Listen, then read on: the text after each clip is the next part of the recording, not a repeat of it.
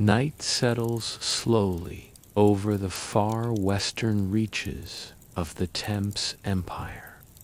The last threads of sunlight cling to the tops of the dunes, turning the desert gold for a heartbeat longer before sinking into a peaceful gray. The air is still warm from the long day, holding a softness that feels almost like cloth brushed gently against the skin. As the sky deepens into a muted indigo, a few early stars rise, blinking awake above the endless sweep of sand. Here, at the threshold of the desert, the world quiets itself. We stand just outside the city of Dunhuang, where the lanterns of evening flicker along the streets, and the faint chanting of monks drifts from the cave temples carved into the cliffs nearby. Traders, scholars, monks, and wanderers have passed through this gateway for centuries, carrying stories, goods, and dreams across continents. But tonight the city grows still. The noise of the markets fades into memory, replaced by the soft rustle of cloth canopies and the calm shuffle of animals settling for the night. A caravan, modest in size but rich in purpose, rests at the edge of the sands. Camels kneel in the cooling air, their breaths long and slow. Bundles of silk, ceramics, herbs, and manuscripts are tied securely to wooden saddles. A soft glow from oil lamps outlines the figures of travelers sitting in a half circle, sharing a warm, unhurried meal. The rising moon casts a silver path across the dunes, as though guiding them into the deep silence of the Taklamakan's edge. Tonight is the beginning, a journey not of haste but of quiet passage, a long night across the desert, carried gently by moonlight and history, and you settling into your own stillness will travel with them. Your breath slows, your shoulders loosen, your mind drifts gently into the rhythm of ancient footsteps.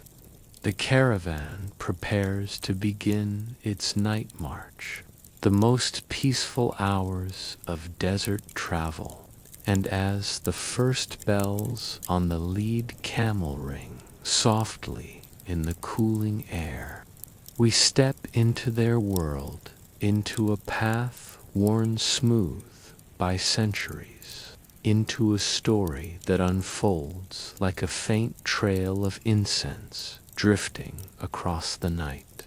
Let the sands quiet your thoughts. Let the stars guide your rest. Let the Silk Road open before you, calm and wide, under the soft blanket of 600 CE night. Now, breathe gently, settle deeper, and let Chapter 1 begin. The moon hung low above Dunhuang, round and luminous, a serene guardian watching over the land where desert met civilization. In the soft glow, the city's walls became pale outlines against the darker ridge of mountains beyond. The night was young, but the desert welcomed night as a long-awaited friend, for only in darkness did its vastness soften into something almost tender. The caravan master, Old Wen, stood beside the lead camel, adjusting the final knot on a bundle of silk bolts dyed in rich shades of indigo, saffron, and pomegranate red. His hands, worn from decades of journeys across shifting sands, moved with deliberate calm. Nothing about him was rushed. When believed that a caravan survived by the mood, it carried not by speed, not by cunning, but by a steady mind. He often said that the desert could sense the heartbeat of a traveler, and if the heartbeat was hurried, the sands would answer in kind. Tonight, his heartbeat was as slow and even as the distant chanting from Mogao caves around him.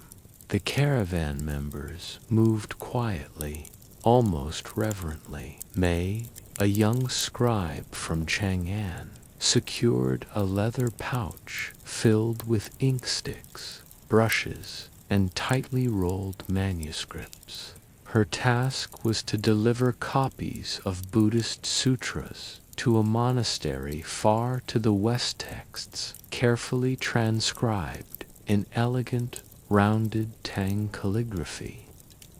As she checked her belongings, she paused, touching one of the scroll tubes with an affectionate gesture, as though the quiet words inside needed reassurance before the long journey.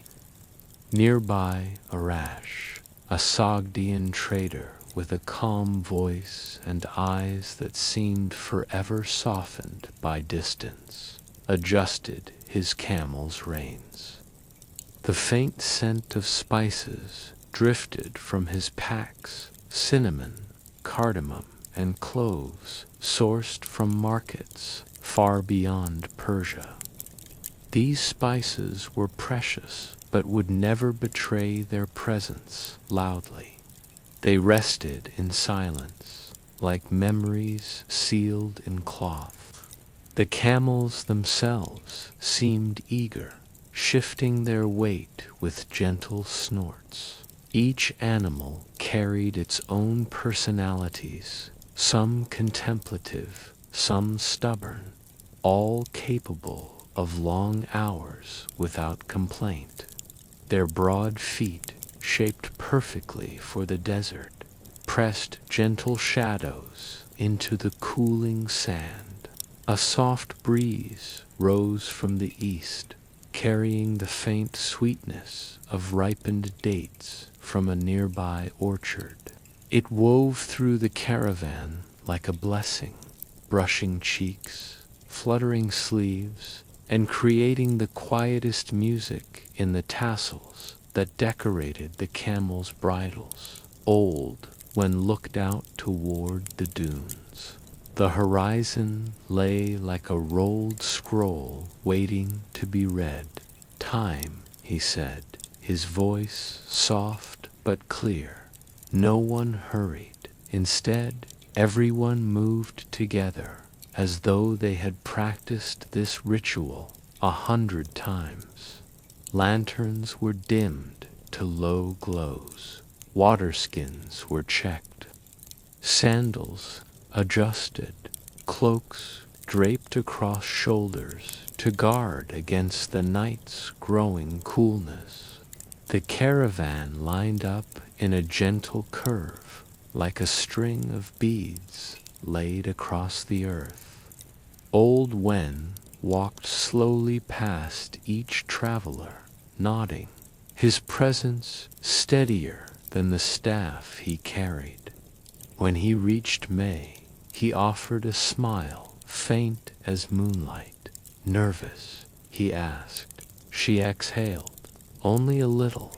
This is my first time leaving the Empire." "Then let the night carry you," Old Wen said softly. "Do not push against it." May nodded, her breath easing. Arish, overhearing from a few steps away, offered a reassuring look. "The desert teaches patience," he said, "but it also teaches companionship. You won't be alone." The caravan began moving. The lead camel lifted its massive head, bells chiming in a gentle rhythm.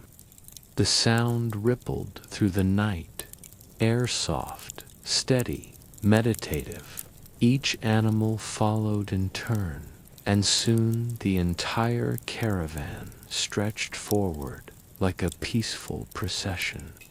As they left the outskirts of Dunhuang, the last traces of city life faded behind them.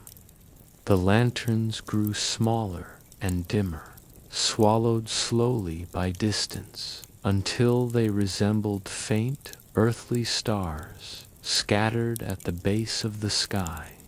Ahead lay the desert vast, cool, and infinitely patient. May walked beside her camel for the first stretch, her sandals whispering against the sand. She felt the silence of the desert settle around her like a shawl. It was not empty silence. It was full, warm, embracing, the kind of silence that held centuries within it.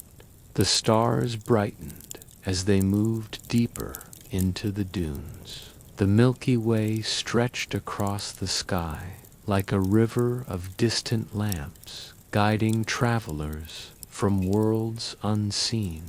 Arash whispered the names of constellations in his Sogdian tongue, pointing upward for May to see. That one, he said softly, we call the caravan's path. It reminds us we never walk alone. May followed his gesture. The stars shimmered gently, like grains of silver dust scattered across black silk. Oldwen listened to their quiet conversation, his eyes lingering on the horizon. His mind drifted not to danger, not to obstacles, but to the countless journeys he had made, each one layered like thin paper over the last. Every journey had taught him something new about silence, about patience, about the way the desert absorbed every sound except the softest. As the hours passed, the temperature dropped further, wrapping the world in cool comfort. The sand became firmer underfoot, easier to walk on. The camels' footprints formed a steady trail behind them, marking the slow, intentional pace. They reached a small plateau overlooking a shallow valley bathed entirely in moonlight. Oldwen raised his hand, signaling a brief stop. The travelers gathered silently, grateful for the chance to rest their feet. From this vantage point, the desert looked like an ocean frozen mid-wave. Ripples of sand stretched across the valley, each crest touched by silver light. May felt her breath catch not from awe, but from a deep, unexpected calm. It feels alive, she murmured. Arash nodded. The desert is always listening. It listens more closely at night. Oldwen stepped beside them, his staff planted gently in the sand. Remember this sight, he said. The desert shows its softness only to those who walk with gentle intent. They remained there for several minutes, letting the quiet settle into their bones. No one spoke, no one hurried. The night unfolded around them with the slow grace of unrolling silk. Then, without a word, Oldwen began walking again, and the caravan followed. As they descended into the valley, the moon dipped slightly, painting longer shadows across the dunes. A faint smell of distant sagebrush drifted on the wind. Somewhere, far off, a lone nightbird gave a soft call sound that rose and fell like a sigh. May closed her eyes briefly as she walked, listening to the gentle chime of the camel bells, the soft rustle of robes, the rhythmic patting of feet. Each sound wove itself into a steady pattern, like a lullaby carried over sand. Hours slipped by in a rhythm so natural that no one noticed time at all. When finally signaled for another rest, the group found themselves near a cluster of low rocks that offered some shelter from the breeze. The travelers settled down quietly. May sipped a small mouthful of warm tea she carried in a bamboo flask. Arash tended to his camel, murmuring soft words in his native tongue. Old Wen sat slightly apart from the group, watching the sky. May approached him, her steps slow so as not to disturb the night. Master Wen, how many times have you crossed the desert? He smiled faintly. Enough times to forget the exact number, but not enough to stop learning from it. What does the desert teach? She asked softly. He looked out across the moonlit dunes. That everything moves at the pace it should not, faster, not slower. The desert is patient, and if you walk with patience, it will guide you rather than challenge you. May nodded, letting his words settle. The night deepened, growing even more still, and so the caravan continued slow, steady, wrapped in moonlight. Task Chapter 1 reached its quiet end. The night deepened as the caravan moved farther into the valley, the moon tracing a slow arc across the sky. The stars thickened overhead, clustering in gentle patterns that seemed almost close enough to touch. The air carried a coolness that brushed lightly against the skin, a relief after the warm day. Every step, every chime of a camel bell blended seamlessly into the rhythm of the journey. The desert, at this hour, felt like a great sleeping animal vast, still, its breath steady and slow. Old Wen walked at the front, his staff pressing faint marks into the sand. Behind him, the caravan stretched like a quiet thread of dark shapes and soft movements. May kept near Arash, listening to his occasional murmurs in a language that rose and fell like the softest waves. His presence felt steady, grounded an anchor against the boundless openness around them. After some time, minutes, hours, it was impossible to say May noticed a subtle change in the air. A hint of moisture drifted toward them, almost a cool sweetness carried on the wind. She inhaled gently, feeling it brush against her senses. Something is near, she whispered. Arash nodded without looking up. Water, a small oasis. It lies ahead, hidden until you are close enough that the desert allows you to sense it. Old Wen slowed his pace, the bells on the lead camel giving a soft, elongated chime. The caravan descended into a shallow dip where the dunes parted just enough to reveal a thin line of darkness along the sand. At first, it seemed merely a shadow, a trick of moonlight. But as they drew closer, the sound of water soft, hushed like breath through hollow reeds began to whisper through the silence. The oasis revealed itself gradually, as though shy, slim stalks of reeds swayed gently on the edge of a still, reflective pool. The water mirrored the stars above, creating the illusion of another sky resting on the desert floor. The reeds rustled faintly, their slender leaves brushing one another like friendly murmurs. "We'll rest here for a while," Old Wen announced softly. "The animals will drink, and so shall we."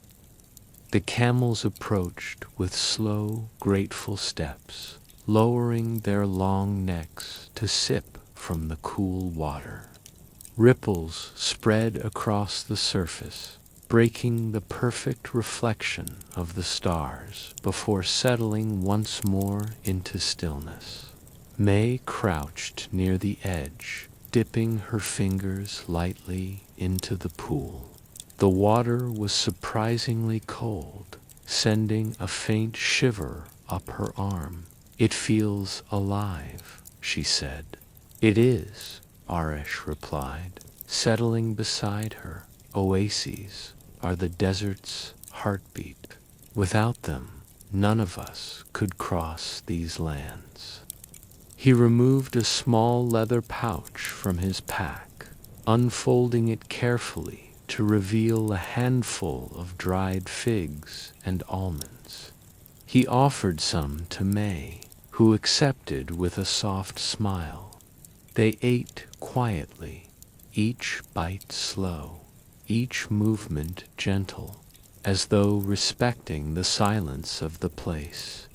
The reeds continued their faint rustling. It was a sound unlike anything May had heard before, soft, rhythmic, almost melodic, like a whisper that rose and fell with the night breeze. She leaned her head slightly toward it, letting the sound wash over her. "It's comforting," she murmured. Arish nodded. "We call this oasis the Reed of Dreams in our tongue. Travelers say the reeds carry wishes that were spoken long ago, too quiet for humans to hear directly, but present, just beneath awareness." Old Wen, overhearing, approached with a small copper pot filled with warm water he had heated over a tiny, nearly invisible flame. "There is truth in that," he said, pouring some into a shallow bowl for May. "People have rested here for centuries. Their thoughts linger, not as voices, but as impressions. The desert remembers everything, though it rarely repeats it." May cradled the bowl, letting the warmth seep into her palms. A few other travelers settled around the water's edge. Some whispered prayers. Others simply stared at the reflection of the sky, as though looking deeper into themselves. A sense of calm permeated the oasis, a peace so deep it seemed woven into the reeds themselves. After the animals had their fill and the travelers had rested, Old Wen gestured toward the western horizon. "The night is long, but our path is gentle," he said. "We will leave the oasis soon, but hold its stillness in your heart. The desert will ask for it later." May drank the last sip of warm water, feeling her body relaxed further. Rising to her feet, she watched the reeds sway as though bidding them farewell. The caravan reassembled in its quiet procession, The lead camel stepped forward, bells chiming softly in the cooling air. The oasis faded behind them, swallowed gradually by darkness, until only the faintest outline of reeds remained. Then even that disappeared. As they moved onward, May felt the aftertaste of peace linger in her thoughts, as though the reeds' whispers had followed her. She wondered how many travelers before her had listened to the same sound, had felt the same gentle assurance. The idea comforted her deeply. Their path now took them along a narrow corridor between low dunes, where the sand, cooled by night, felt almost firm underfoot. The stars overhead shifted slowly, their patterns tilting as the night advanced. May found herself tracing constellations with her eyes, some familiar from her studies, others foreign but captivating in their arrangement. Arash walked slightly ahead, adjusting the cloth over his shoulders. His silhouette looked carved from the night, steady and sure. May quickened her steps to walk beside him. "Do you travel this road often?" she asked softly. "This path?" "Many times," he replied, "but each journey feels new. The desert never repeats itself. Isn't it dangerous?" May whispered. Arash smiled faintly. "Not tonight. The sky is clear. The winds are calm. And we walk with old." May let his words sink in, feeling a quiet reassurance settle gently within her. Behind them, one of the older camels gave a long, low sigh, as though echoing Arash's sentiment. The sound drifted across the caravan, softening even further in the cool night air. As they approached a slight rise, Oldwin lifted his staff and paused. "We'll take a short rest at the crest," he called back softly. The travelers moved up the rise with unhurried steps. At the top, the view opened onto an expanse that seemed to stretch endlessly westward. The dunes rolled in gentle curves, each one softened by moonlight, creating a landscape that looked almost like waves frozen by time. The caravan gathered quietly. May sank onto a low mound, drawing her cloak around her shoulders. The night felt deeper here, broader, as though they stood at the threshold of a vast, silent ocean. A faint wind rose, carrying with it a trace of the reed's whisper from the oasis behind them, so faint that May wondered if it was memory rather than sound.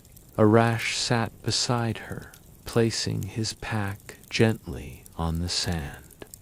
"You are adapting well," he said softly. "Most first-time travelers grow restless or uneasy during the night march."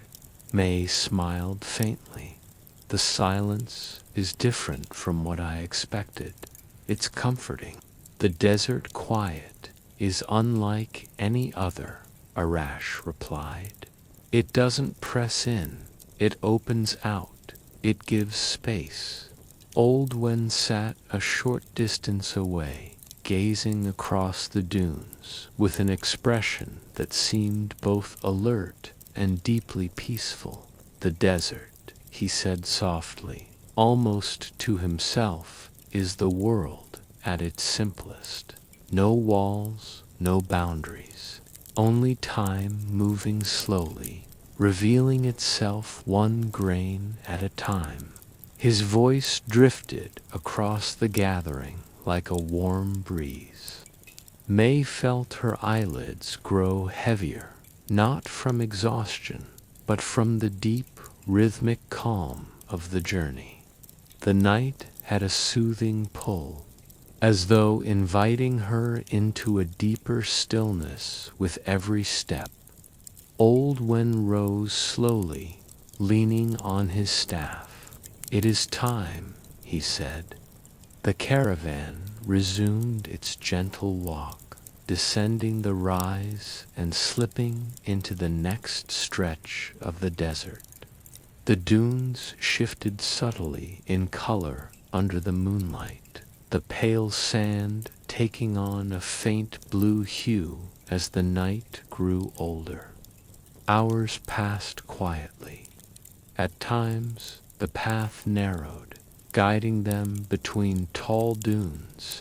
At other times, it opened wide into flat expanses where the camels moved with long, even strides. The night air cooled further, wrapping around them like a soft shawl. May noticed how the sand glimmered faintly, as though scattered with tiny crystals. She reached down to let some run through her fingers. It felt cool and smooth, slipping away effortlessly. A rash glance toward her. "That sand is old," he said. "Older than the cities, older than the kingdoms. When you hold it, you hold the memory of the world." May let the sand fall gently, watching it settle back into place. The landscape shifted again, revealing a band of low shrubs whose leaves glimmered faintly with moonlit dew. A soft fragrance rose from them, herbal and earthy. May inhaled deeply, allowing the scent to settle her thoughts. "Desert sage," Arash said quietly. "A good sign. It grows where the soil holds a little life." Their steps continued in silence. Eventually, the horizon began to soften with the first hint of approaching dawn.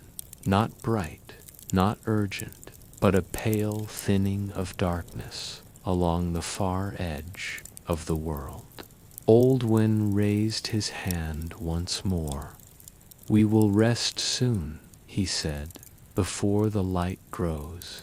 The promise of rest drifted through the caravan like a gentle blessing. May looked toward the horizon, watching the faint glow blend with the stars. She felt a sense of peaceful anticipation, not for arrival, not for destination, but for the next quiet chapter of the journey. As the caravan continued toward a sheltered hollow between two broad dunes, the desert night wrapped itself around them, whispering softly in the language of sand and stars.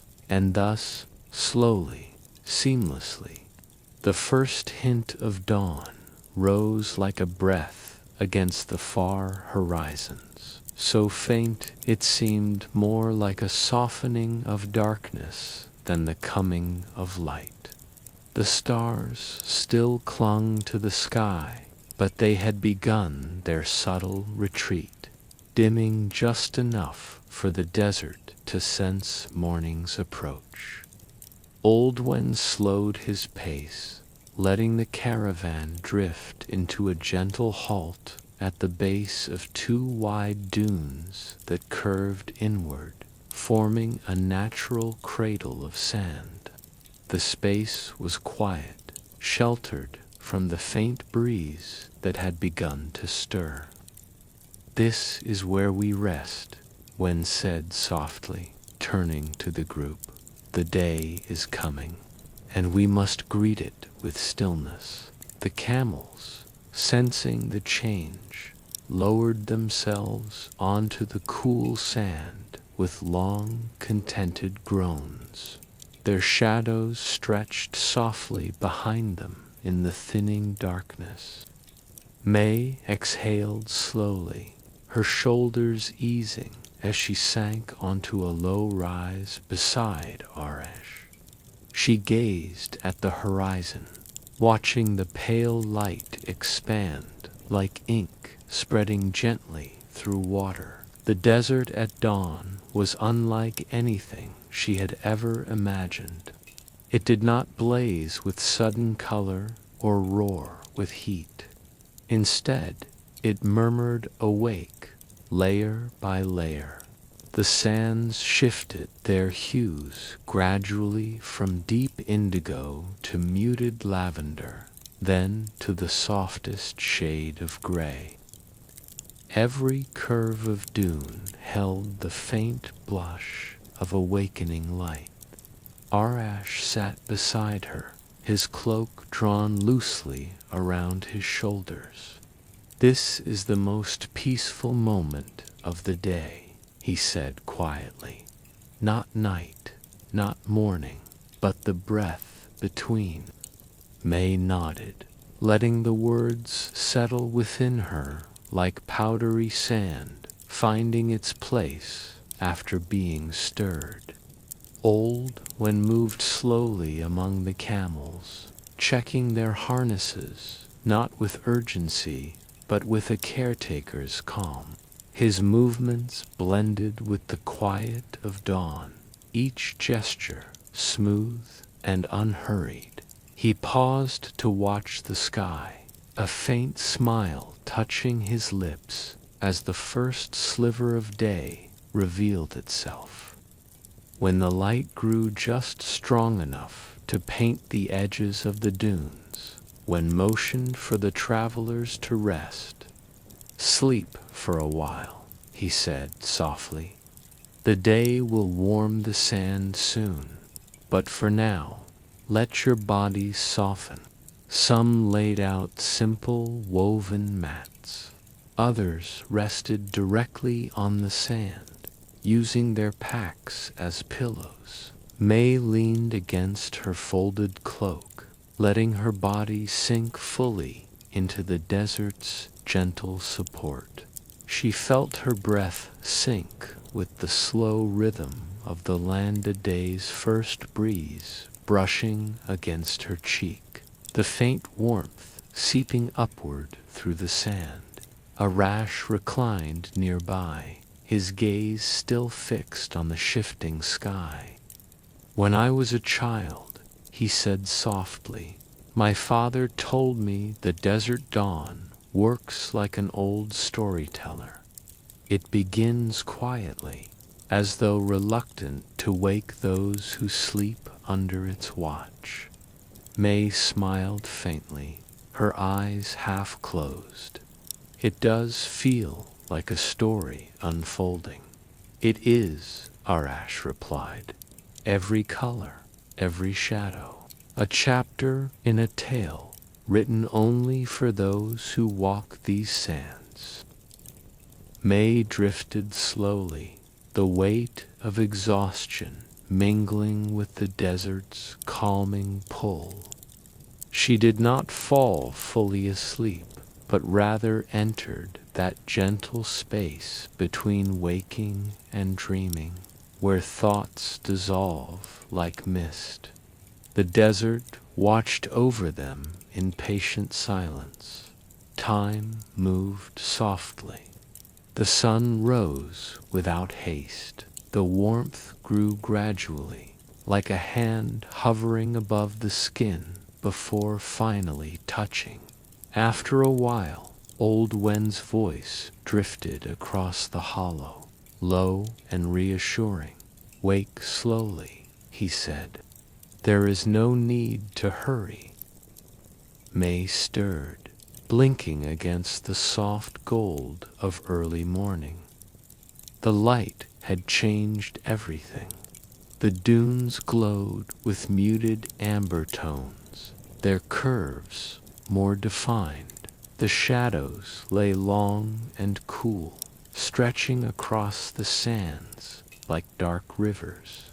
She sat up, stretching gently. The air felt fresh, still touched by the night's coolness. Arish rose beside her, shaking off a light layer of sand that had settled on his cloak. Breakfast, simple and quiet, was shared among the group. Flatbread, warmed over a small flame, dried apricots, a few dates, and sips of cool water from goatskin flasks. The food was plain but comforting, each bite grounding them in the moment. Old Wen sat with them, tearing a piece of bread with slow, deliberate movements. "Today," he said, "we reach the first edge of the Tarim Basin. The land will begin to shift. You will notice the sands become finer, the winds gentler, and the color of the sky a little paler." May listened intently, already imagining the subtle changes. Arash added softly, "The Tarim is a world shaped by patience. Nothing moves quickly. They're not the rivers, not the winds, not the people." May nodded. "It sounds peaceful." "It is," Arash said. "But it teaches you to slow down, whether you wish to or not." When the sun reached a position just high enough to shadow the dunes, Old Wen stood slowly. "We walk now, while the day is still young." The caravan rose with quiet readiness. The camels lifted themselves with long, groaning breaths. Packs were readjusted. Cloaks loosened. Footsteps resumed their soft rhythm against the sand. As they traveled westward, the landscape widened. The dunes grew flatter, spreading into long sheets of pale sand that shimmered faintly under the strengthening sun. Small clusters of desert shrubs dotted the path short, resilient plants with gray-green leaves that seemed carved from the dryness itself. "The Tarim edge," Arash said softly, sweeping his hand toward the vast openness ahead. May felt the shift immediately.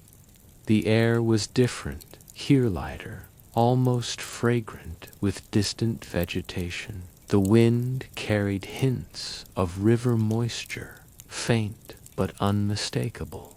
The sand beneath her feet felt finer, almost powdery, slipping gently with each step, but never hindering her movement. The caravan moved in a long, fluid line.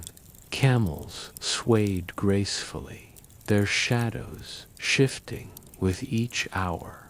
The bells on their bridles chimed softly, marking time, not in minutes, but in breaths. Found herself observing everything with new curiosity. The patterns of wind on the dunes, the scattered stones polished smooth by years of sand, the pale glimmer of distant salt flats.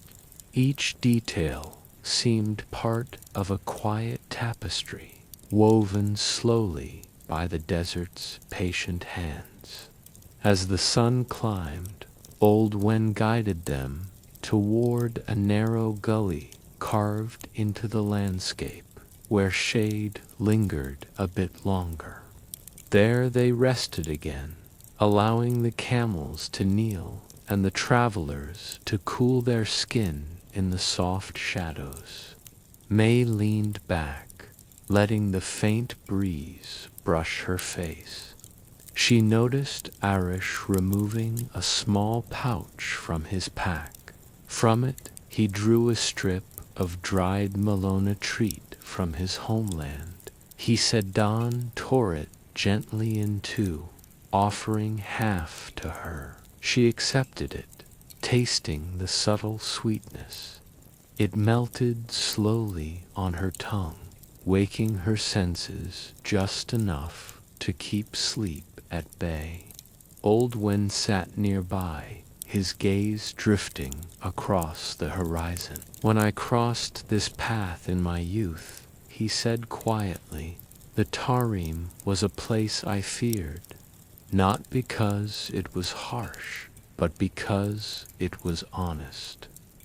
The desert teaches truth, whether you ask for it or not." May listened, her breath steady, and now, when replied with a faint smile, it feels like an old friend, one that speaks little but listens deeply. They rested until the shadows began to shrink again. Then, slowly, they resumed their journey. The afternoon passed without haste. The sun softened behind a thin veil of clouds, casting a gentle light that turned the sands pale gold. The wind, delicate and steady, carried whispers of distant valleys where the Tarim Basin broadened into river-fed oases. May noticed how the sky above the western horizon grew lighter in shade, a soft, diluted blue that hinted at open spaces beyond the dunes. As the day wore into late afternoon, Old Wen pointed toward a long, low ridge. "Beyond that," he said, "the land changes once more. We will see the first signs of the Tarim villages." May felt a small flutter of anticipation, not excitement, but quiet curiosity. The ridge was gentle, easy to climb. As they reached the top, a new landscape unfolded before them. Low brush spread across a flat plain, their leaves glowing faintly in the slanting sunlight.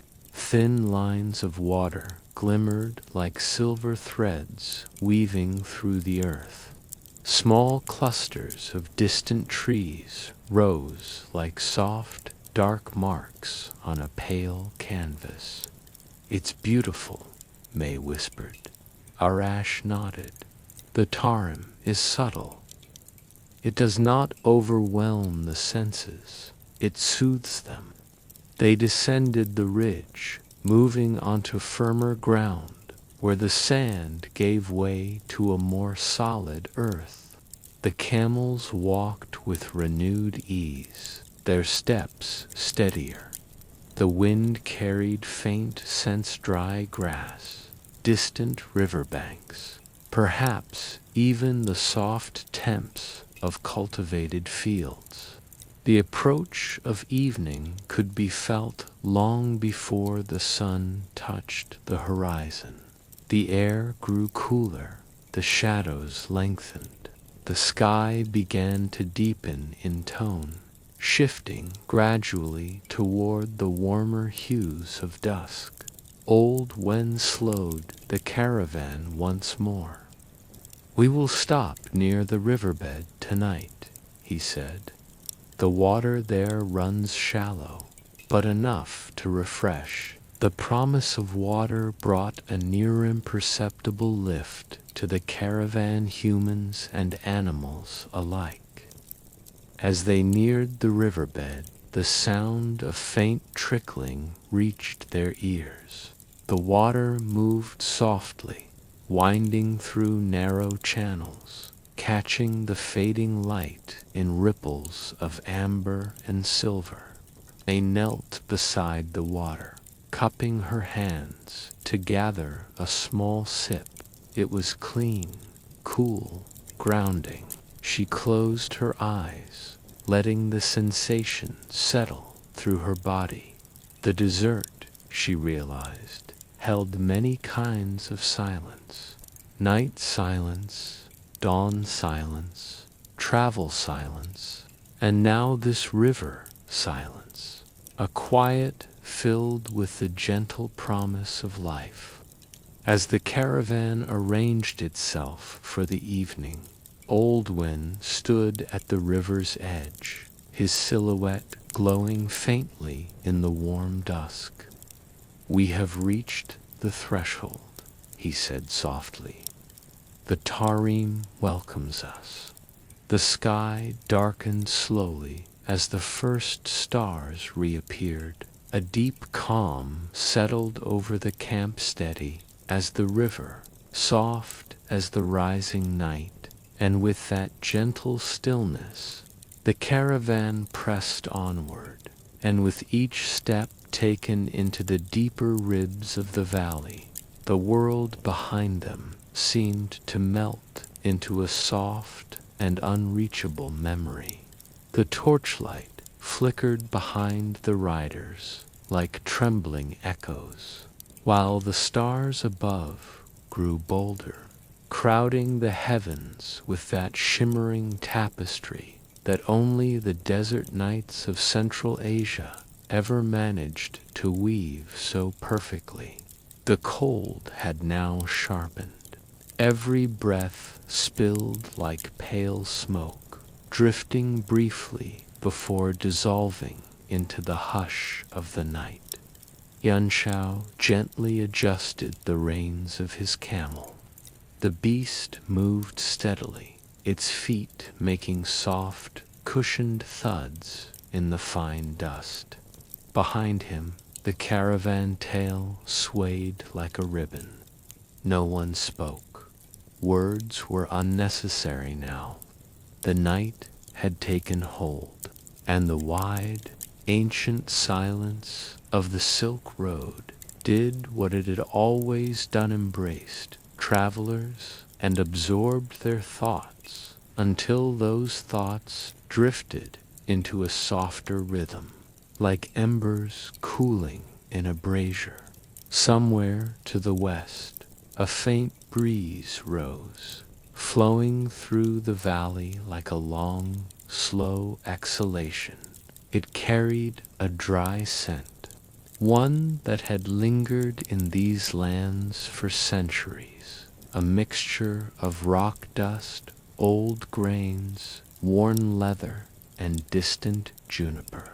It was the scent of all who had passed before: Chinese envoys, Kushan monks, Sogdian traders, Persian storytellers, and countless wanderers who had once sought safety or fortune beneath these same stars.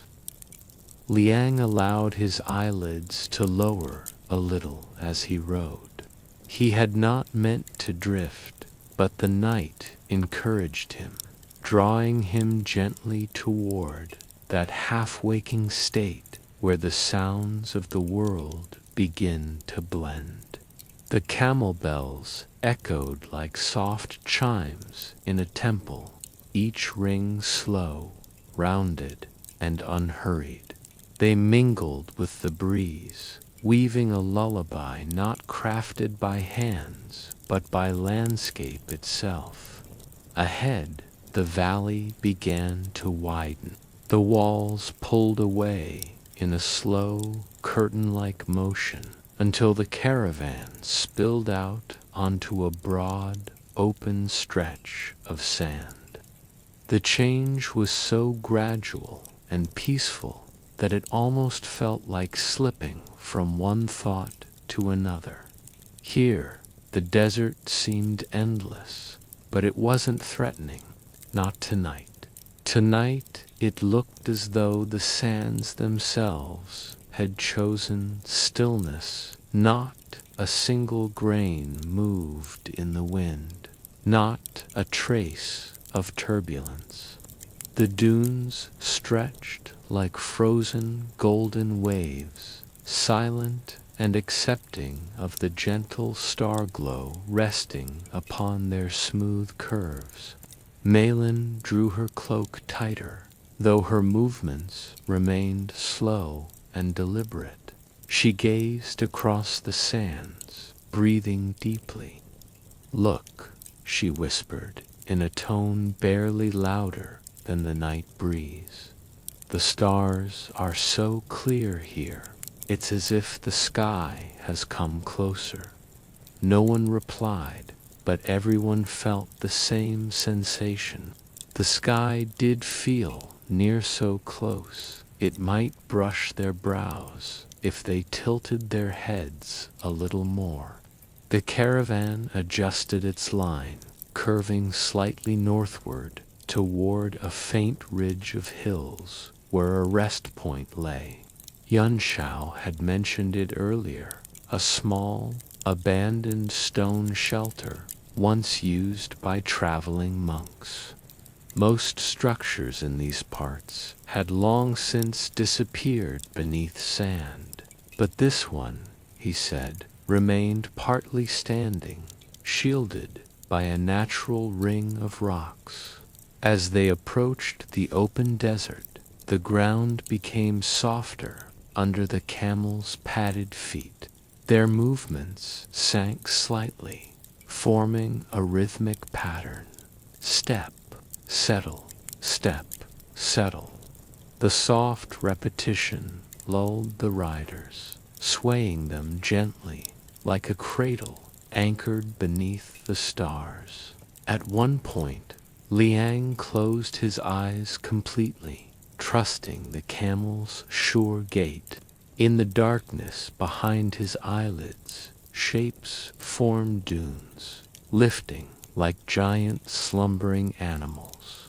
Stars pulsing like ancient beacons, and faint visions of silk banners fluttering in distant lands.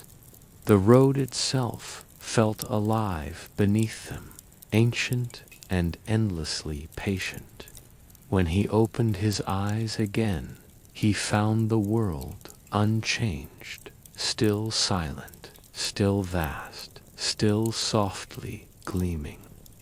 Sogdi and Rahim hummed a tune from the middle of the Lina low-like melody with long, drawn-out notes. It was barely audible, yet it traveled, floating easily through the open air. It had no urgency, no high points. It was the kind of tune a mother might hum to soothe a restless child, or an elder might hum before drifting into sleep. Myra's camel walked beside the old man's, and though she did not turn toward him, her posture softened. The tune reminded her of evenings in Kashgar, when she used to sit at the market after sundown, watching the lamps flicker against the city walls. She did not realize how much she had missed those moments until now.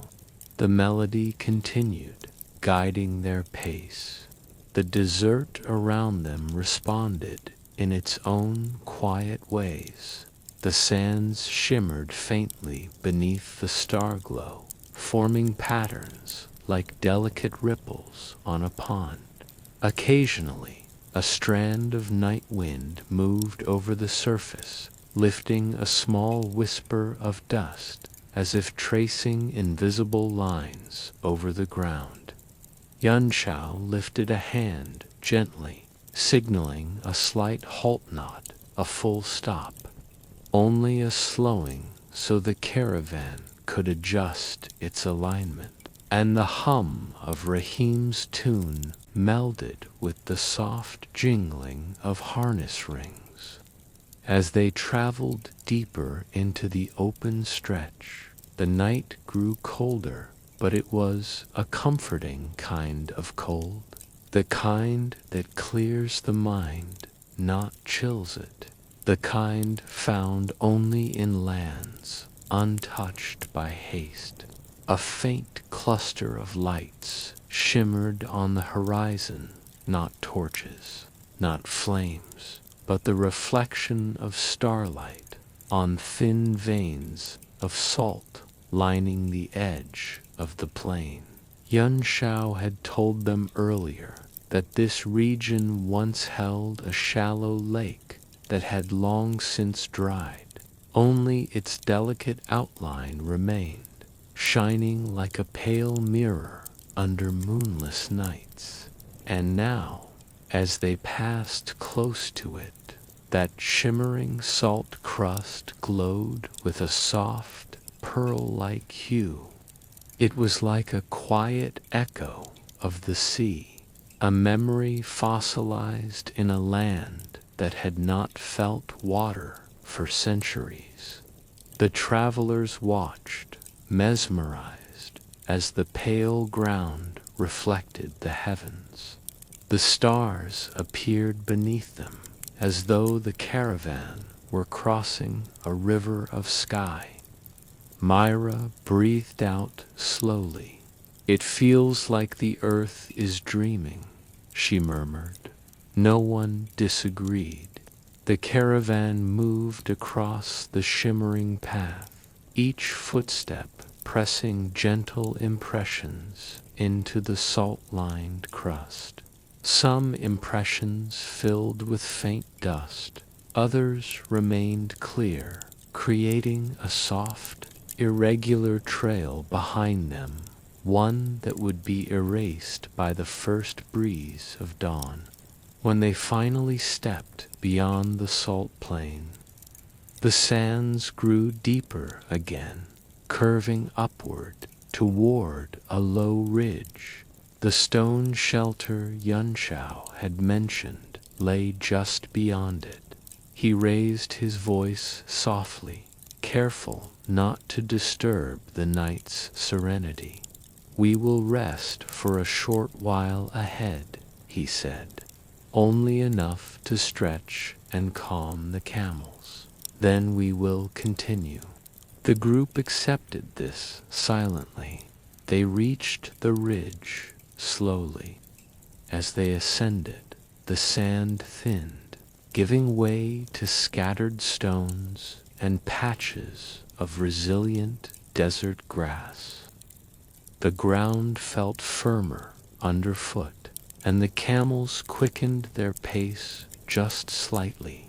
Then, nestled within a natural cradle of rock, they saw it, a small stone structure worn, cracked, half collapsed, yet unmistakably built by human hands centuries earlier. Two walls leaned toward each other, forming a narrow, shaded alcove. A stone slab lay on the ground, once part of a doorway. Around it, the rocks formed a protective ring, shielding it from the full force of desert winds. When the caravan reached the site, Young Shao signaled a gentle stop. The riders dismounted slowly, stretching their stiff limbs. The camels settled onto their knees with grateful sighs. No one spoke above a whisper. The ruin demanded quiet a place, shaped by the passage of countless travelers who had rested here before. Liang brushed his fingers over the worn stones. They were cool, etched with faint lines that might once have been inscriptions or patterns. Time had erased their clarity, leaving only soft hints. Rahim stood with his hands behind his back, gazing at the structure with reverence. "A place like this," he said softly, "reminds us that this road has known many lives, and it waits for all who travel it." Melon placed her lantern on the stone slab, its warm glow spilling over the rocks, creating dancing shapes. The shadows stretched long and slow, moving with the gentle flicker of the flame. Some of the travelers sat on the ground, leaning against the stones.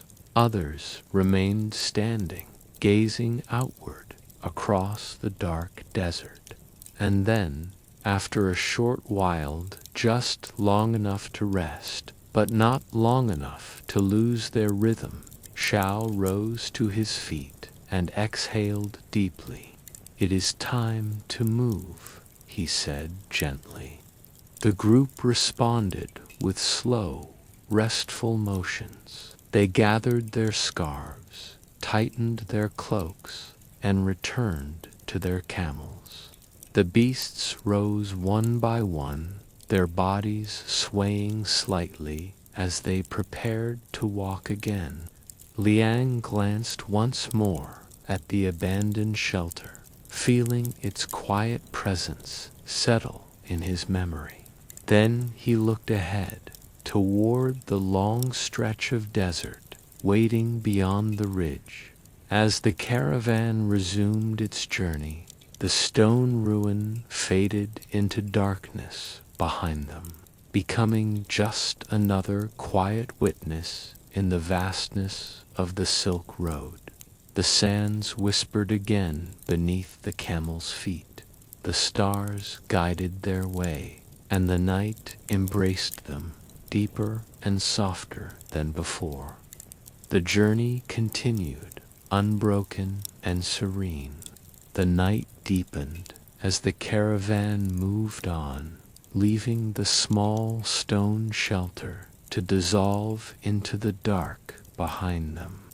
The desert ahead felt like a wide breath exhaled by the earth itself, vast, even open in its quietness.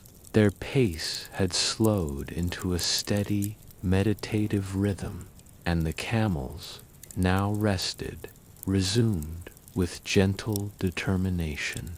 The faint sounds of their footsteps blended into the desert's hush, each soft press of padded feet forming a kind of slow, rhythmic chant. The stars overhead were brighter now, constellations sharp as etched silver. Liang studied them for a while, letting their arrangement guide his thoughts. He had been taught the patterns as a child, though he had never learned them for navigation. Instead, he had learned them for comfort, for the way they connected him to the sky, no matter where he traveled. Tonight, the constellations appeared like quiet companions, watching as the caravan drifted forward across the sleeping land. Malin noticed his gaze. "Do you follow the stars when you travel?" she asked softly, her voice deliberately low, so as not to disturb the mood that held them all. Liang shook his head lightly. "Not for direction, only for remembering that I am still part of the world." She nodded, understanding without needing further words. Ahead of them, Yunshao guided the lead camel with calm, deliberate gestures. His posture remained relaxed, but Liang could tell the older man was carefully studying the land in all directions. Even in peaceful stretches, experienced caravan guides never let their awareness fade. Yet, the way Yunshao watched the land was different tonight, untroubled, as though he knew with certainty that nothing would disturb the calm. Behind them, Rahim quietly resumed, humming his gentle tune. He hummed softly enough that the melody barely reached the front of the line. But even at that distance, the sound seemed to ripple lightly across the desert floor. The hum carried a warmth that contrasted beautifully with the cold air. The dune shapes shifted gradually as they moved. Some grew taller, others flattened into long, low expanses. The moonless sky left the dunes in deeper shadow than usual, but the stars gave enough light for their silhouettes to remain visible. Occasionally, a slight glow along a ridge would suggest a trace of mineral glinting under starlight. Nothing abrupt, nothing sharp, just enough texture to remind them that the world still held small, ancient details beneath its blanket of night. Eventually, the sands began to slope gently downward, revealing a narrow Wadian old dry riverbed carved long ago by seasonal rains that no longer visited these lands often. The wadi wound like a faint scar across the desert, dipping and rising softly as if the earth itself had once flowed like water. Yuanshao guided the caravan into it carefully. The ground was firmer there, easier on the camels, and the air slightly warmer. The sound of their footsteps changed. Instead of the soft cushion of loose sand, the camels now stepped on smooth, compacted earth. Their strides echoed subtly but distinctly, resonating along the curved walls of the ancient riverbed. It was a mild, hollow sound, something like gentle drums struck far away. Liang listened closely. Thud, thud. The sound was soothing, predictable, almost hypnotic. A deep, repetitive knock that seemed to follow its own inner clock.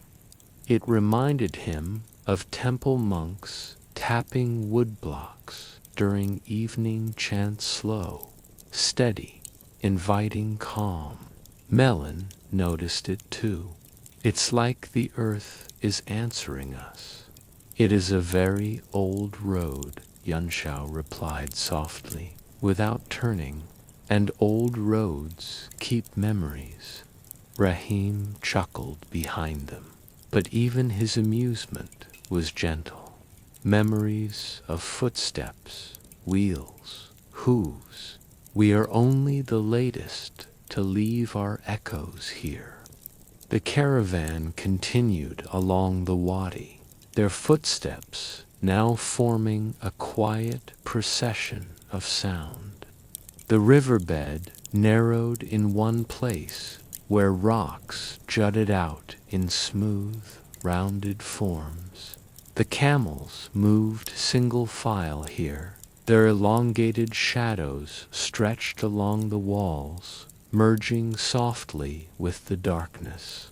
At the narrowest point, a surprisingly cool draft of air drifted through the passage, cooler even than the desert breeze. It carried with it a faint fragrance, something mild and earthy. Yuanshao slowed, inhaling. Moisture, he said quietly. There may be a spring nearby. Liang's posture perked slightly. Springs were rare treasures. Not all of them held water at the surface. Some were simply damp stones or buried veins, but even those were signs of life in an otherwise barren stretch. They followed the scent until the wadi widened again. There, tucked discreetly between two low mounds of rock, lay a patch of darkened soil. It was barely noticeable at first glance, but the camels sensed it sooner than the humans. Several of them leaned their heads down, sniffing eagerly. There is water under the stone crust here, Yuanshao said, kneeling beside the darkened patch. He touched the ground with his fingertips. It was cool, not wet, but not dry either. The moisture settled lightly around the stones, like a hidden breath of the earth. Milan knelt beside him. Can we drink from it? Not from the surface, Yuanshao replied. But the camels will benefit from the scent. It eases them. And indeed, the animals looked calmer, their breath slower, their stance steadier. They rested there only a short time, just enough for the camels to regain their comfort and for the travelers to enjoy the stillness. No one spoke loudly. A tranquil silence lay across the wadi like a blanket. When they resumed their journey, the footsteps echoed again, though now the sound felt deeper, resonating more fully in the ground. The valley walls stretched wider as they continued, eventually leading them back toward open desert. The transition came gradually, almost imperceptibly, as the earth beneath them softened again into sand. The echo faded. The thudding rhythm of the riverbed became once more the soft hush of desert travel. For a time, nothing changed. The sky remained wide and brilliant.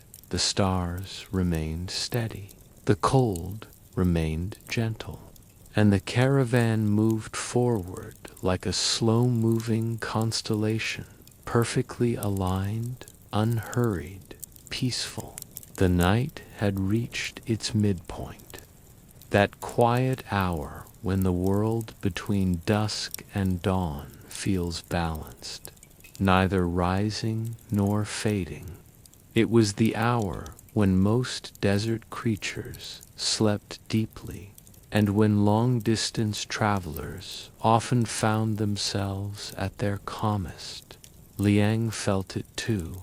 A deep stillness settled inside him, as though a layer of the desert's serenity had woven itself through his thoughts. He imagined, for a moment, how many travelers before him had experienced this same stillness.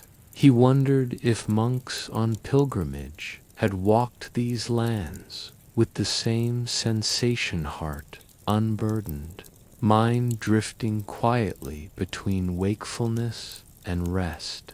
Milan's lantern cast a warm sphere of light over the dunes, illuminating the moving grains just enough for the travelers to feel anchored.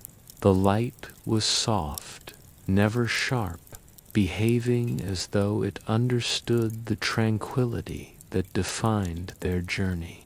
As they climbed a gentle rise, Rahim's humming ceased. Not abruptly, just faded, as naturally as a breeze settling into calm. Instead, a new sound reached them, a faint rustling, not threatening, not abrupt, just a soft movement across the sand.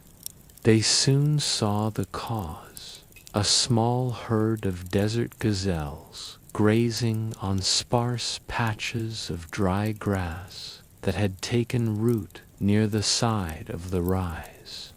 Their slender forms shimmered under the starlight, graceful and unafraid. They lifted their heads briefly when the caravan approached, ears twitching, but did not run. The gazelles simply observed the travelers with calm, wide eyes, then resumed grazing, unbothered. For a moment, the gazelles and the caravan shared the same silence, the same breath of night, the same delicate rhythm. Even the animals feel that this night carries no danger, Milan whispered. Yes, Yunshao agreed softly. Nights like this are gifts. The desert slope leveled out at the top, revealing a long, low plateau stretching westward. From here, the horizon looked softer, the dunes gentler. A faint band of silver light ran across the sky starlight, thickened by distant mist. The plateau looked almost like a sleeping sea frozen in time.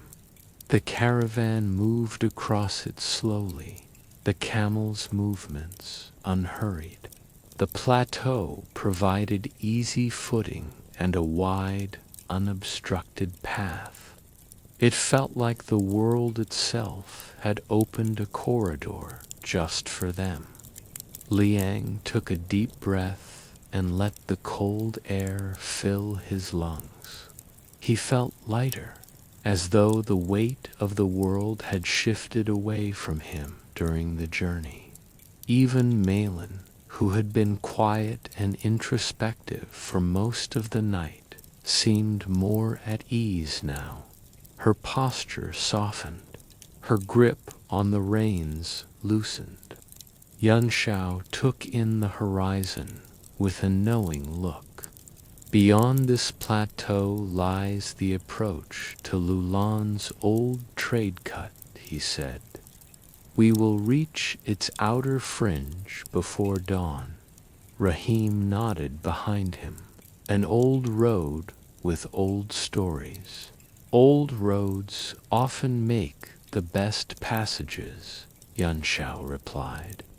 They traveled across the plateau in near-perfect silence. The dunes on either side resembled soft waves rolling into a gentle shore. Occasionally, a faint glint of something in the sand, perhaps an old bead or piece of pottery, would catch their attention. Remnants of caravans long before theirs. They did not stop to collect anything. The desert had claimed these objects, and the travelers respected them as quiet markers of history. Minutes passed, then hours, but the hours felt soft, not heavy. They slipped by like drifting clouds.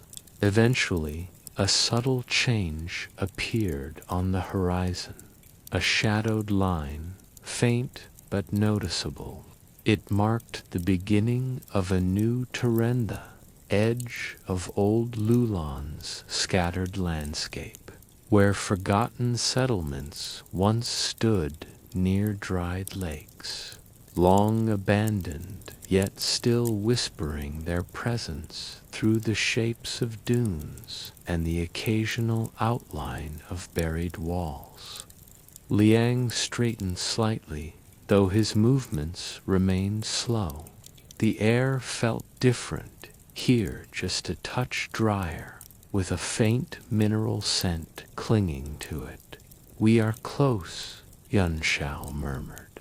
The caravan's rhythm did not change.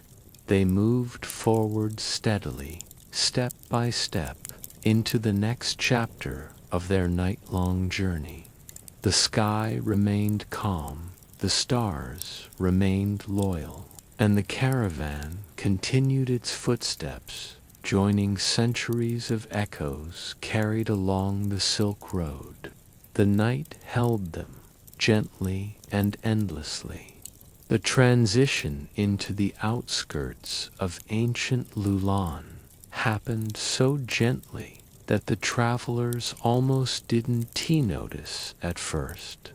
The plateau they had crossed slowly dipped downward, its smooth surface giving way to a subtler texture sand mixed with faint traces of compacted earth, hardened by centuries of wind. The sky above them remained vast and unwavering, sprinkled with stars that looked as though they had been painted in place by a careful hand. Yuanshao slowed his camel slightly, letting the others draw nearer so they could enter the region together. Though Lulen had long been abandoned, its presence lingered like a quiet echo, one that travelers instinctively approached with respect.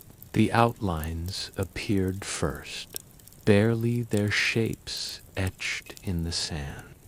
soft angles where time had buried the walls of homes, a sloping rise where a tower once stood, curved patterns that had once formed streets, all of it smoothed by centuries until the ruins almost resembled natural formations, ridges and dips, created more by wind than by hands. Milan leaned slightly forward on her camel as the faint impressions revealed themselves. "It feels like the earth is remembering something," she said in a whisper. Yanshao nodded. "This city lived a long life. It does not disappear icily." Rahim, who had been quiet for several minutes, approached behind them with a gentle sway in his posture. "Lulen was once a place of voices," he murmured in his low, steady tone, "a crossing of cultures. Travelers from every corner came through here, and now only the desert speaks for them." His words blended into the night as naturally as wind blending with sand. The caravan entered the ghost city's outer ring, where scattered clusters of half-buried structures lay rested in the dunes. None rose higher than a man's shoulder now. The desert had shaped them into softened mounds, hills of memory, more than ruins. The travelers did not stop, nor did they accelerate. They simply drifted through, respectful and silent. Here, the air felt slightly heavier, not with fear, but with stillness, as though the land held layers of stories gently asleep beneath the sand. Liang could almost sense them, like faint vibrations, like memories listening to the footsteps of new travelers passing through. His camel's hooves pressed into the sand with slow, deliberate movements. Each soft step felt like dipping into another time, another era that still lingered beneath the surface. Up ahead, Yanshao raised his lantern a little, letting its warm glow fall across the ground. The light illuminated small shapes scattered between the sand ridges, broken fragments of pottery, weathered smooth, a stone bead buried halfway in the ground, a brittle piece of wood from an ancient beam. None of these things felt intrusive. They were simply remnants, resting quietly in the places they had chosen to remain. Liang spoke softly, as though careful not to disturb the silence. "Have you passed through here before, Yanshao?" The older man nodded. "Many years ago. It was much the same then. Lulen does not change quickly. The desert protects what it swallows." Milan glanced around slowly. "It's so quiet here, different from the desert's usual quiet." "Yes," Yanshao agreed. "This is a quiet that comes from memory, not emptiness." The caravan continued deeper into the outer zone of the ruins. The moonless night made the forms around them appear dreamlike shapes, rising and sinking gently in the shifting glow of lanterns, like distant memories trying to surface. They soon reached a long, curved depression in the ground, once part of a riverbed that had nourished Lulan during its thriving centuries. The bed was dry now, filled with soft dunes, but its curve remained distinct. Young Shao guided the caravan along its edge, using its natural pathway to ease their passage. Rahim's camel bells chimed faintly, the sound floating into the dry riverbed like small stars falling into a quiet canyon. Liang watched the sand carefully. He noticed that some stretches carried a slightly different shade, lighter, almost white. Yuan Shao saw his gaze and explained softly, "Salt, the last traces of the river. The water dried long ago, but salt stays, sometimes under the sand, sometimes above it." As if on cue, the ground shifted into a faint, gleaming patch. Under the lantern light, it looked like a thin sheet of frost, though the cold came not from winter, but from mineral memory. The camels stepped softly across it, leaving shallow impressions that sparkled gently as the grains shifted. Beyond the riverbed, the ruins grew slightly clearer. A low shape jutted out from the sand, a corner of stone, still standing, worn by centuries of wind. Yuan Shao led the caravan toward it at a slow pace. "This was once the outer temple wall," he said in a voice barely above a whisper. "Only a fragment remains." The travelers paused briefly near the stone.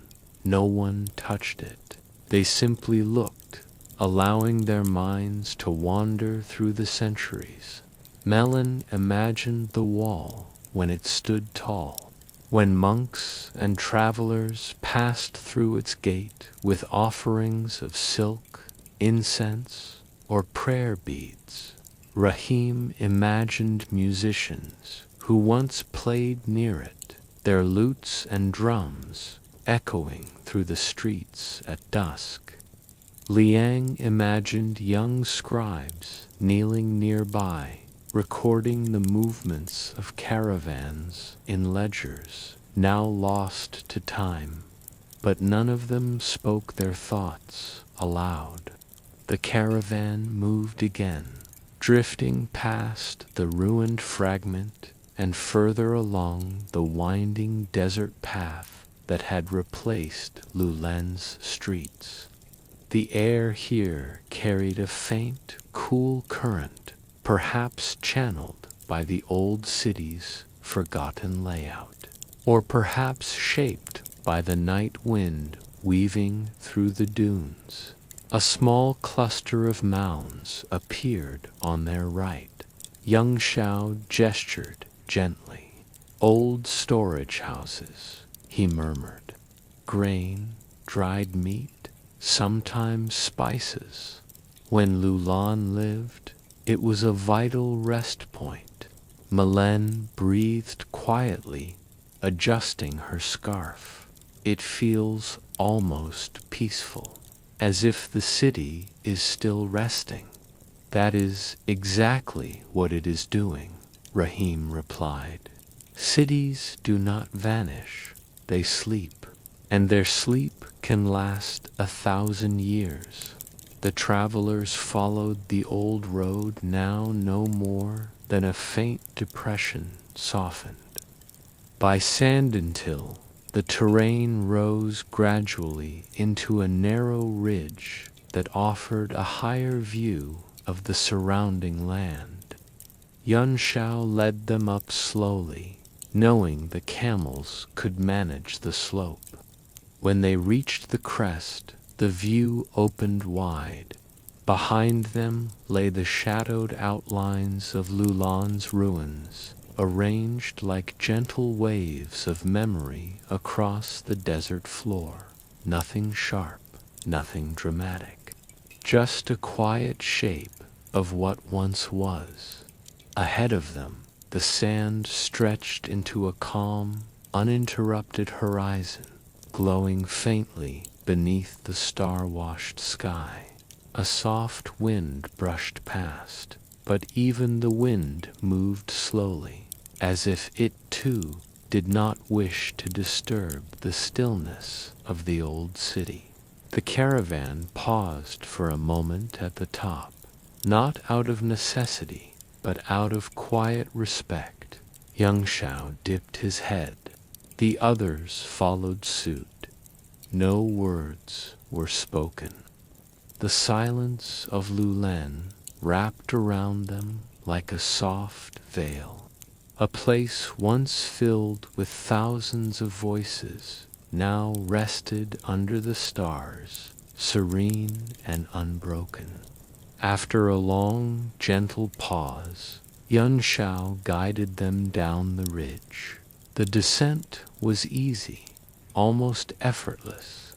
At the base, the land opened into a wide valley that led away from the ruins and back into the open desert toward the west. Liang exhaled slowly, feeling a weight lift. Not a heavy weight, just a subtle one, the kind that settles when moving through a place steeped in history. The air felt lighter now, the desert feeling once more like desert, rather than a city wrapped in sleep.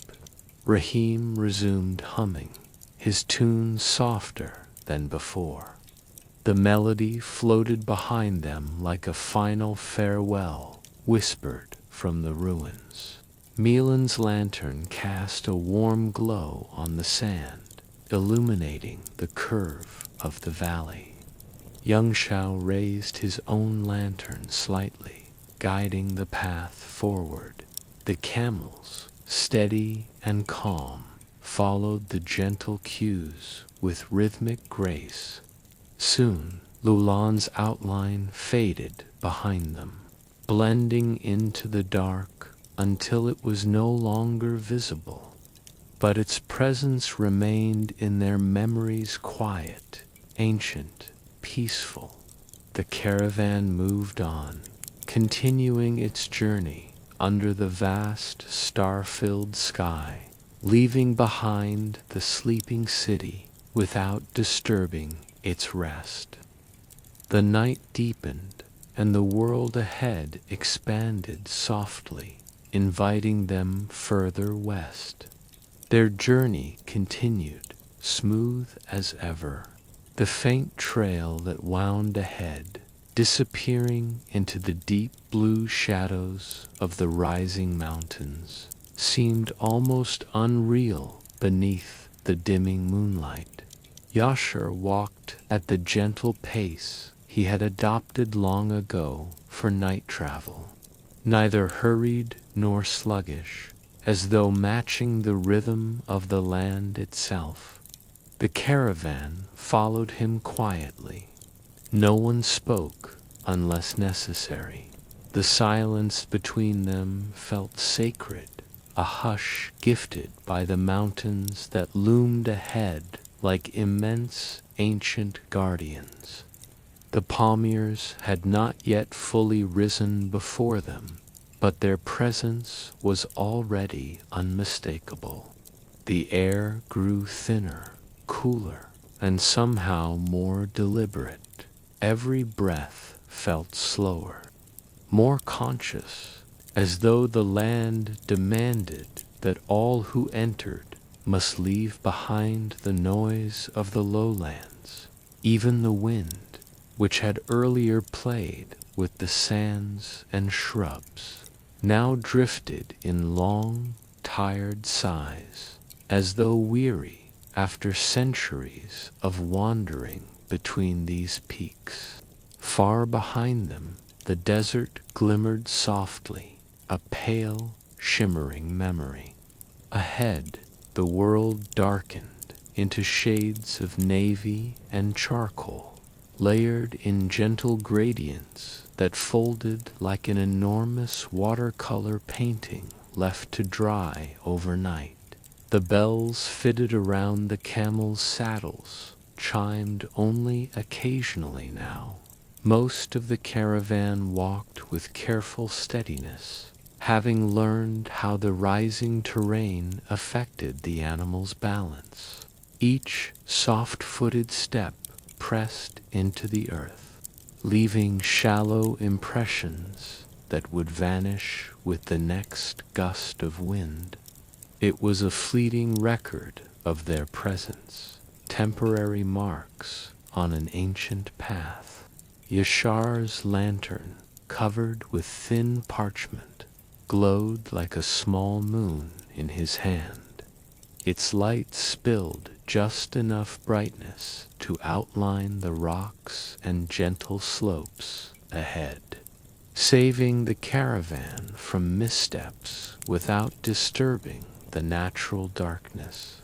Occasionally, he paused to study the path lines on the ground, the way pebbles collected, the faint depressions left by caravans that had come before.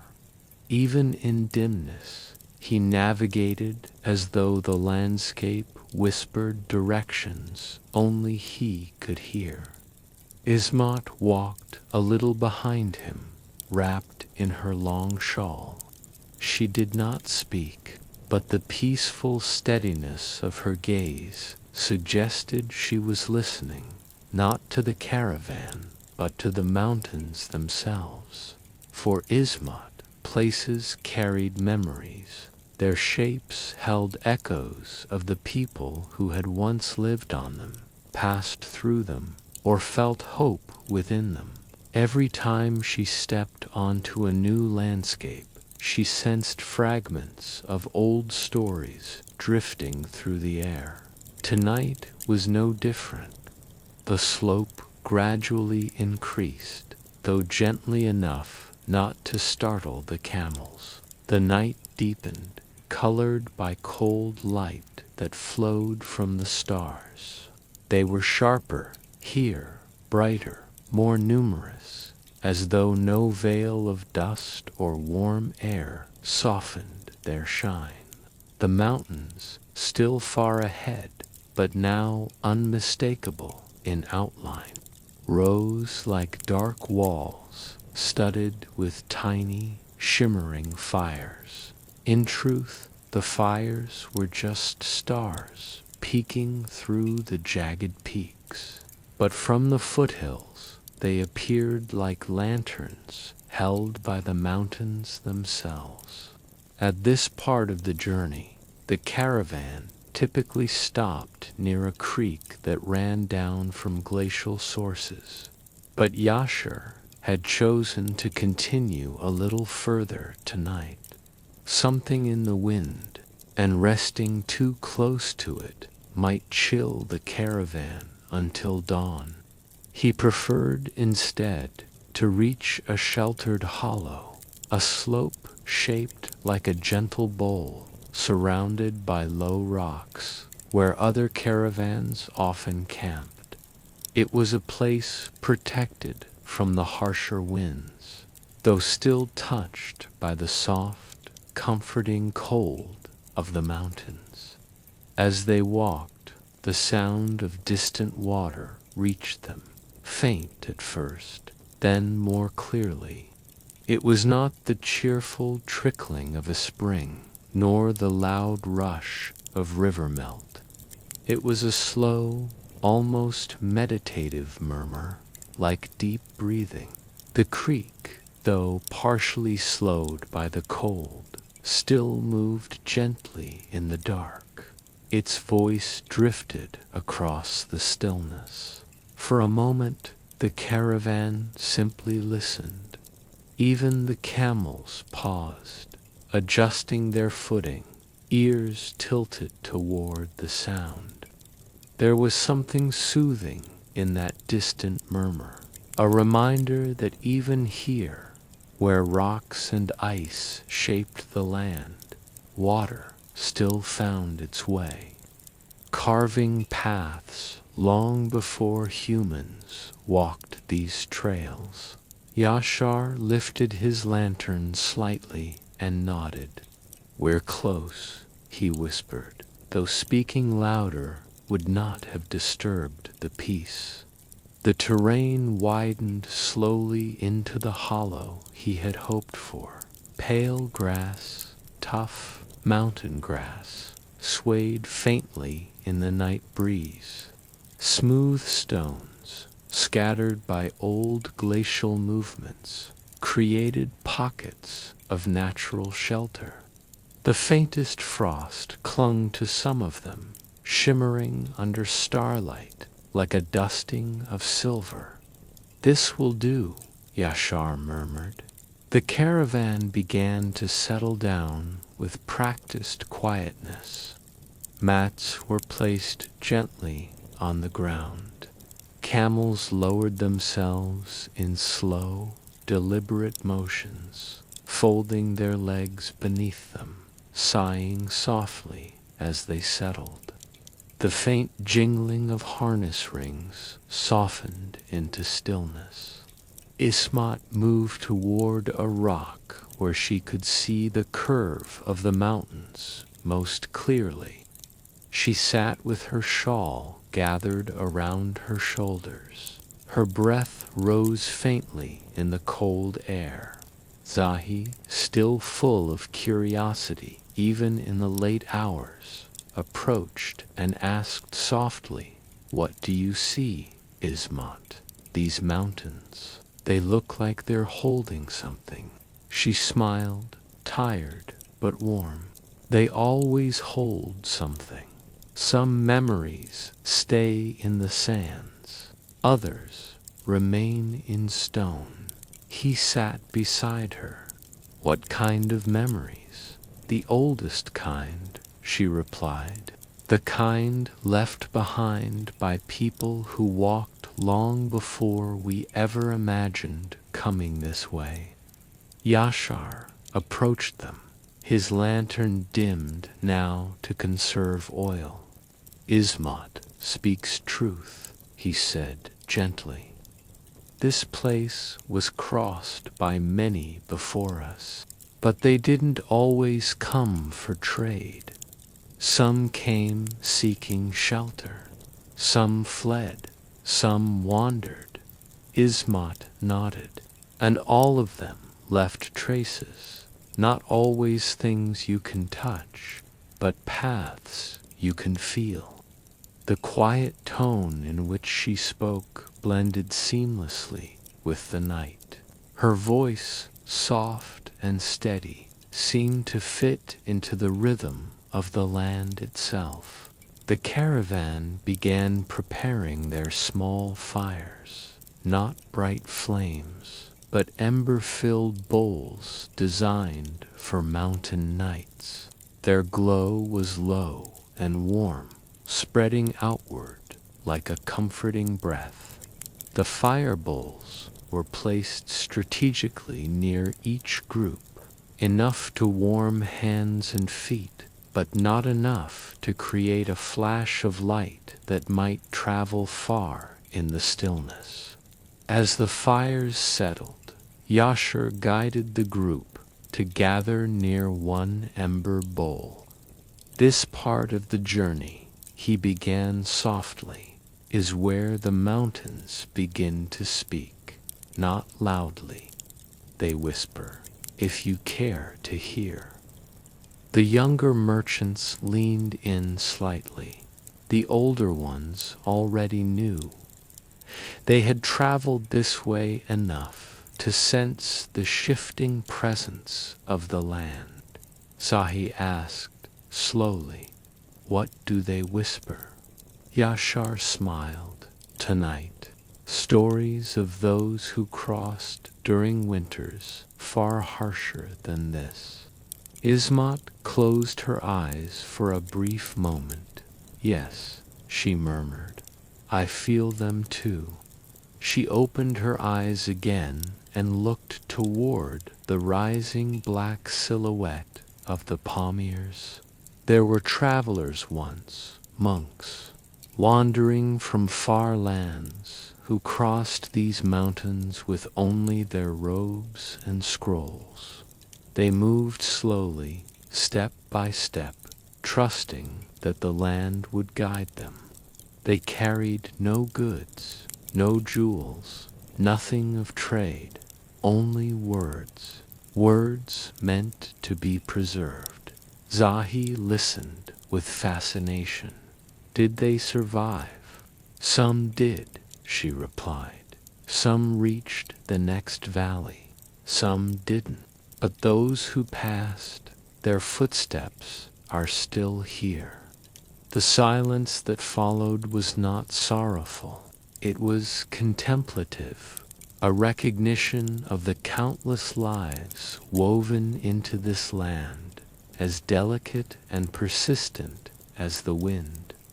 One of the older merchants, gently warming his hands, added softly, "In my youth, my teacher told me this hollow was once a resting place for a group of scholars traveling from Balkh to Chang'an.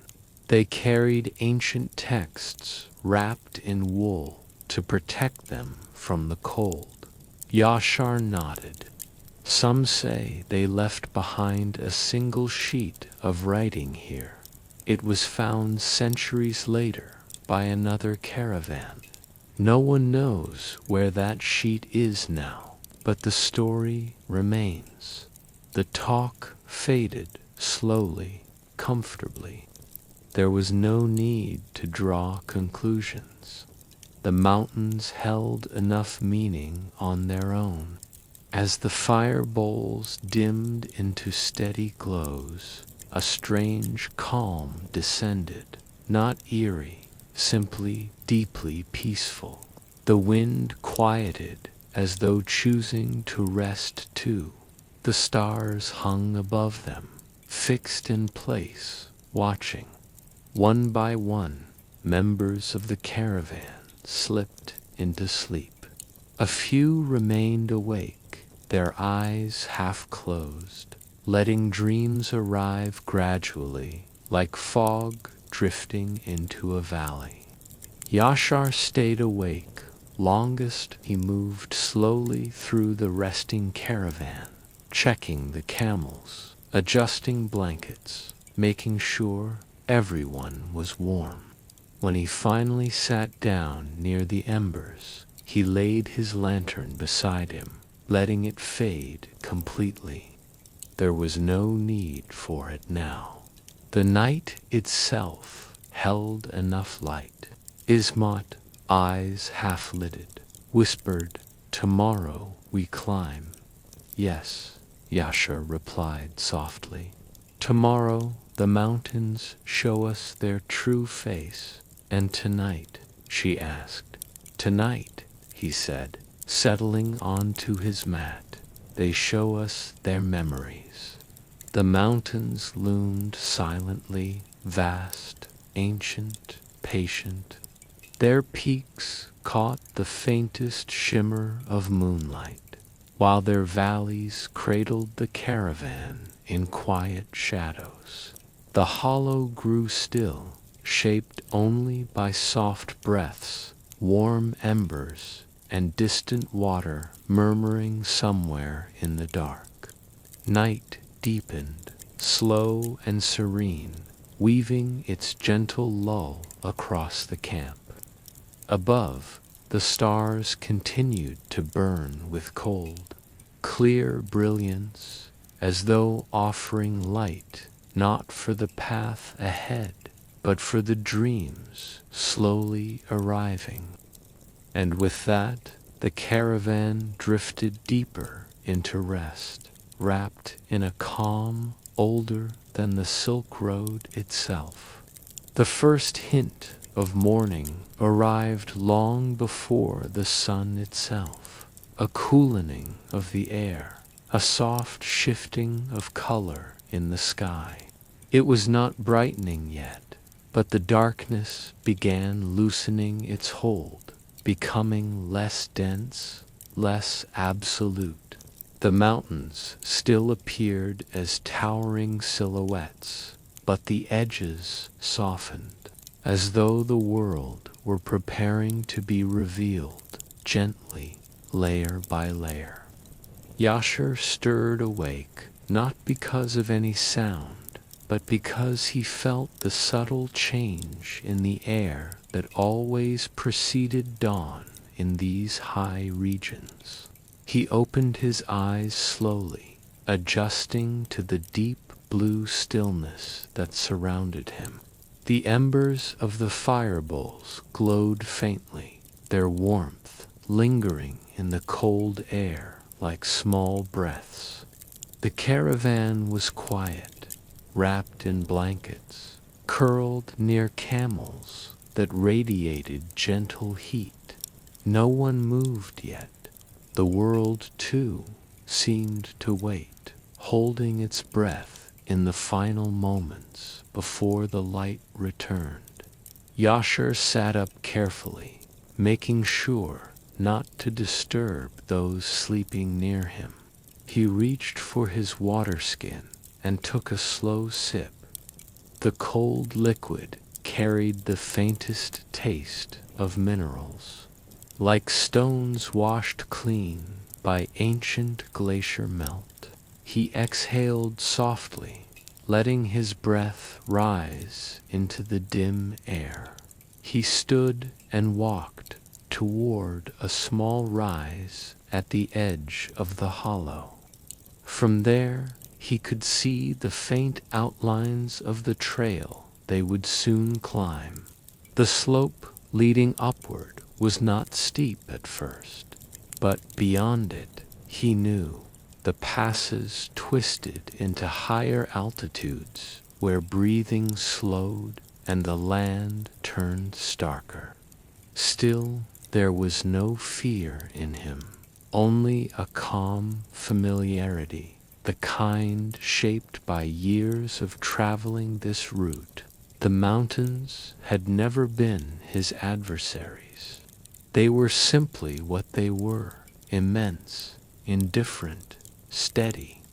And he had learned how to move within their presence without asking more than they offered. Behind him, a soft voice carried through the early stillness. "You rise with the dawn again," Ismat murmured. He turned. She was seated on her mat, her shawl wrapped loosely around her shoulders, eyes still heavy with sleep, but aware of the shifting light. "It woke me gently," Yashar replied in a low tone. The air changed. She nodded as though she had felt it too. These mountains always breathe differently before sunrise. For a few moments, they both remained silent, watching the eastern sky. The darkness was no longer a single color. It had begun separating into gradients of deep indigo, steel blue, and faint traces of silver. Yashar glanced back toward the camp. Let them sleep a little longer. When the first silver touches the peaks, we'll wake them, Ismat smiled faintly. That is a peaceful way to begin. The murmur of the creek drifted toward them, steady, unhurried. It sounded clearer now, as though the mountains themselves were beginning to waken. A little later, Zahi stirred. He blinked into the dimness, stretching slowly, reluctant to leave the warmth of his blanket. When he saw Yashar and Ismat on the ridge, he got up and walked toward them, rubbing his hands against the cold. "Is it morning already?" he whispered. "Almost," Yashar said. "The sky will tell us when." Zahi turned his eyes upward. "It feels colder now than during the night." "That's the way of the mountains," Yashar explained. "Just before dawn, the chill deepens. It holds everything still so the new light can enter cleanly." Zahi listened quietly. perhaps sensing that the mountains taught lessons in their own language. Minutes passed, each shaped by deepening silence. Then it happened, the moment Yasher had been waiting for. A thin line of pure silver appeared behind the peaks, just enough to edge the jagged silhouettes in faint, glimmering light.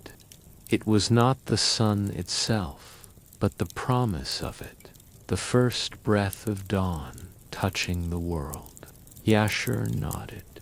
It's time.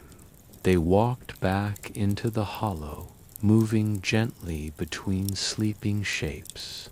Yashar tapped each shoulder lightly, calling the caravan awake with a calm voice. Rise slowly. Dawn has reached us. Blankets rustled. People sat up, rubbing their faces, adjusting their hair and shawls. A few yawned quietly. The camels rose in long, deliberate motions, stretching their necks and shaking off dust. When the caravan was gathered, Yasher ensured everyone sipped water first, then checked the saddles, tightening the ropes with practiced hands. The faint silver glow strengthened gradually, spreading wider across the sky. The mountains, once dark and monolithic, gained dimensions, slopes, ridges, crevices, all softened by cool morning light. The caravan began moving just as the first pale illumination reached the hollow floor. Step by step, they ascended the gentle slope that led toward the true pass. The air grew thinner with every upward movement. Breaths became slower, deeper. Words, when spoken, came in soft murmurs.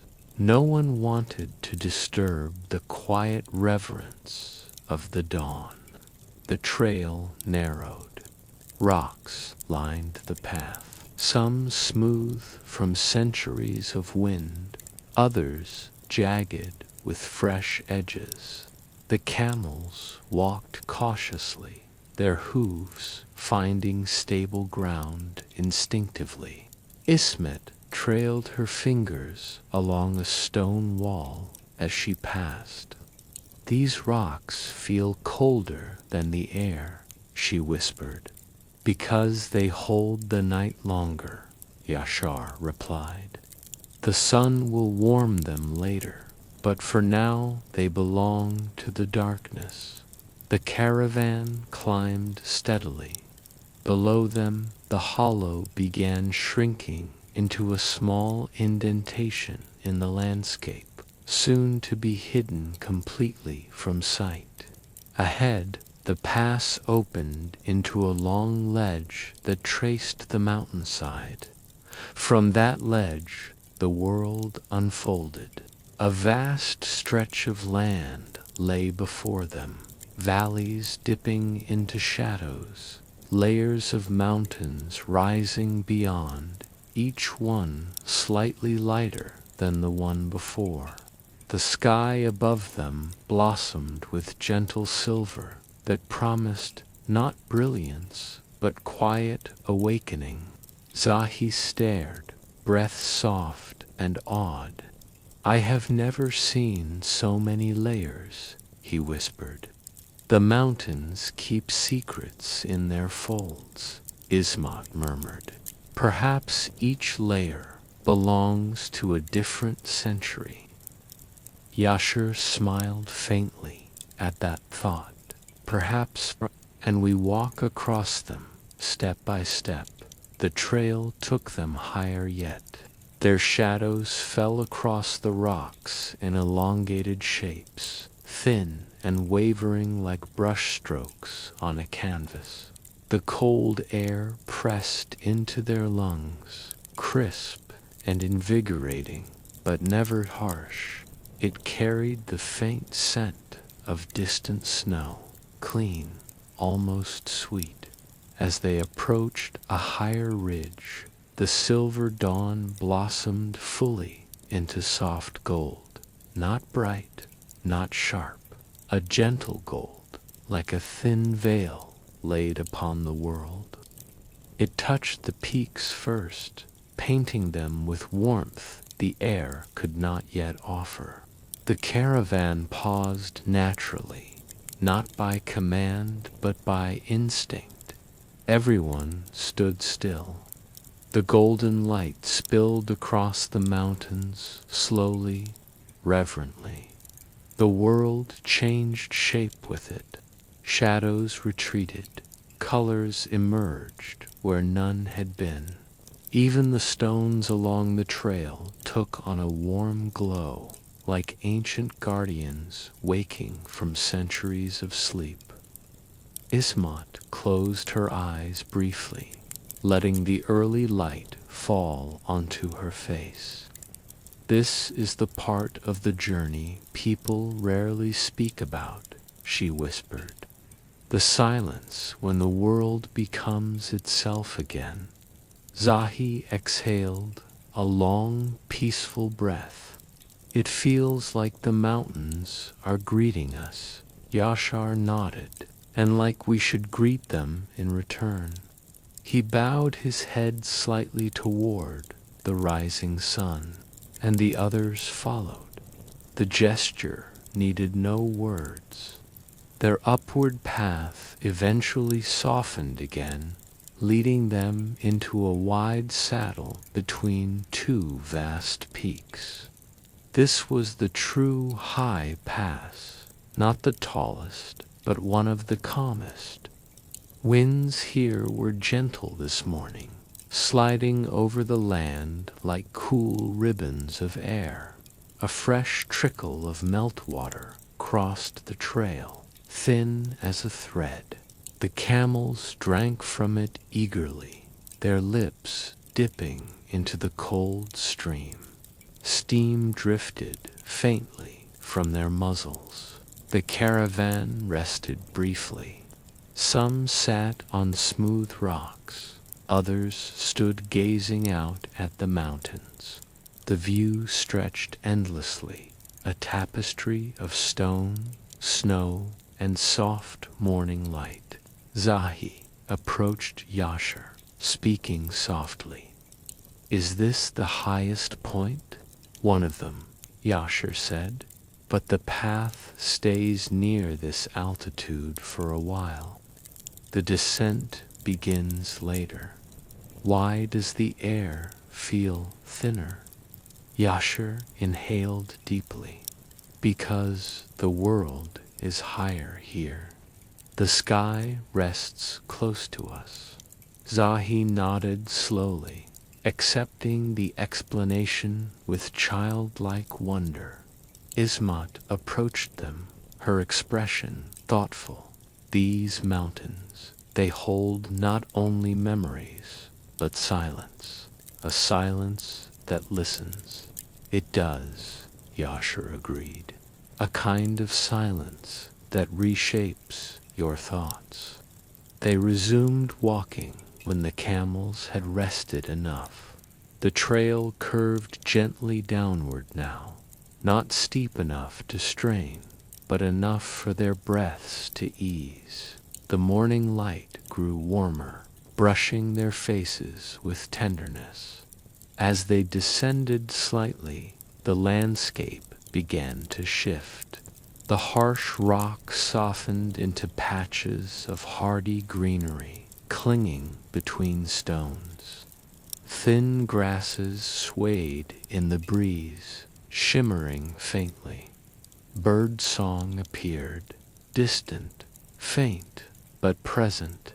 Birds that lived nowhere except these heights called out softly, as though announcing their existence to the day. Ismat smiled at the sound. "Even here, life speaks." "Life always finds a way," Yashar replied. even in the coldest passes. The path widened into a plateau strewn with slate-colored rocks. A small cairn stood beside the trail, a simple stack of stones placed by travelers long ago. The caravan paused as Yashar approached it. He placed a small pebble atop the cairn. "A gesture of passing," he said gently. The others followed his example, each adding a stone or simply touching the cairn briefly. No explanations were needed. Travelers understood these quiet rituals. With the cairn behind them, the trail led toward the first sign of the next valley, a faint green spread far below where lower lands waited with warmer air. But for now, they remained in the realm of the high mountains, still wrapped in the soft afterglow of dawn. The day had begun, but gently, slowly, exactly as the caravan needed. They walked on, carried by calmness, guided by the steady rhythm of the mountains as the Silk Road unfolded under the morning sky. The world around them breathed deeply, peacefully, as though welcoming them into the next part of their journey. The descent from the high pass began so subtly that the caravan hardly noticed at first. The path, which had carried them across the sky-brushed heights, dipped only slightly, the slope gentle enough to be mistaken for a long breath exhaled by the mountains themselves.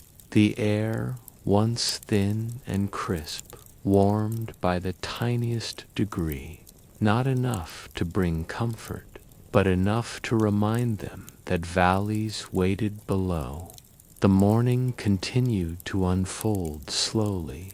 The gentle gold of dawn softened into a muted brilliance stretching across the peaks. Shadows retreated into crevices, leaving the stones bare, unadorned, and quietly aging beneath the sun. Yashar walked at the front as always, his pace steady and patient. The camels followed in a calm line, their silhouettes long and deliberate against the light. Behind them, the caravan members moved with the rhythm they had naturally adopted over the past nights, a rhythm shaped by silence, mountain air, and the steady wisdom of the Silk Road. "Calmer down here," he murmured. Ismat nodded, her shawl fluttering lightly in the breeze. "The mountains let go slowly," she said. "They don't release us all at once." Yashar overheard and smiled faintly. "That is why the first valleys feel different. They carry the weight of the peaks and the promise of softer lands." The trail curved between large stones, smoothed by ancient winds. A few hardy shrubs clung to cracks in the rock, their roots deepened by centuries of persistence. The faint scent of mountain herbs drifted intermittently, touched by sunlight only moments before reaching the caravan. As they rounded a bend, the view opened. Below them lay the first valley, not wide, not lush, but unmistakably alive. A ribbon of green wove along a stream that glimmered faintly in the light. Bushes dotted the slopes, their leaves trembling gently. Small patches of tiny white flowers clung to the edges of the water, blooming low to the ground as though bowing to the earth. The caravan paused. not because Yashar commanded it, but because the valley's quiet beauty asked them to. It looks like a resting place, Zahi whispered, almost reverently. And it has been, Yashar replied, for longer than any of us can imagine. They continued down the path, moving closer to the valley floor. The sound of the stream grew clearer, a steady, soft murmur, like a voice speaking to itself in a language shaped by water and stone. The descent became easier. Others loosened their scarves as the air warmed slightly. When they finally reached the valley entrance, the breeze carried the scent of damp earth, faint grass, and a hint of distant pine. It was a small oasis of calm framed by enormous mountains, a place where footsteps from countless travelers had mingled through centuries. We'll rest here for a while, he said gently. The descent is long, and the valley offers peace. Blankets were unfurled, but no fires were lit yet, not this early. Instead, people sat quietly, drinking water and letting the calm seep into their bones. The camels knelt and began nibbling at sparse vegetation, their movements slow and content. Zahi dipped his hands into the stream. It's cold, he murmured, smiling softly. Cold streams always greet the day first, Ismet replied, sitting on a rock nearby. They carry the night with them longer. He listened to the water flowing past his fingers. It sounds like it remembers something. She looked toward the valley's far end where the mountains curved into distant slopes. Long before caravans crossed here, shepherds tended flocks in these valleys, and before them, wanderers seeking only shelter beneath the peaks. Zahi tilted his head, and before them, perhaps no one, she said. Perhaps the valley was only wind and water then, but the mountains would remember even that. Yashar approached, kneeling beside the stream to fill his water skin. Many say this valley was once a meeting point for pilgrims traveling between monasteries in the east and west, he said. They rested here, shared food, exchanged teachings, and then walked on. Zahi's eyes widened. Do you think they left anything behind? Yashar smiled softly. Perhaps not objects, but they left echoes. The idea settled into the air like a feather drifting downward. The valley, though quiet, felt full, not crowded, not noisy, but somehow inhabited by traces of people who had passed through long before. Their silent presence blended with the hum of the stream, the whisper of leaves, and the distant sighs of the mountains. After a period of rest, the caravan moved again, following the stream's gentle curve deeper into the valley. The sunlight brightened, but remained filtered by high ridges. Shadows glided slowly across the grass, stretching and shrinking like long memories. The path led them past old stone structures, not houses, not temples, but cairns and low walls that had crumbled into soft piles. Some were round. Others resembled faint outlines of shelters long lost to time. Zahi paused beside one of the ruins. These, who built them? Nomads, Yashar replied. Long before the Sogdians traveled these routes, perhaps centuries before the Temp's emissaries crossed the Pamirs, Ismat ran her fingers over the mossy stones. They feel warm, she whispered. That is the sun, Yashar said. She shook her head gently. No, it feels like something lived here.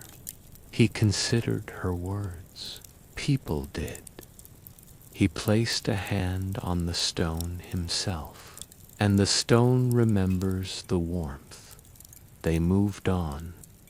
As they walked, the valley narrowed before opening again into a wider stretch.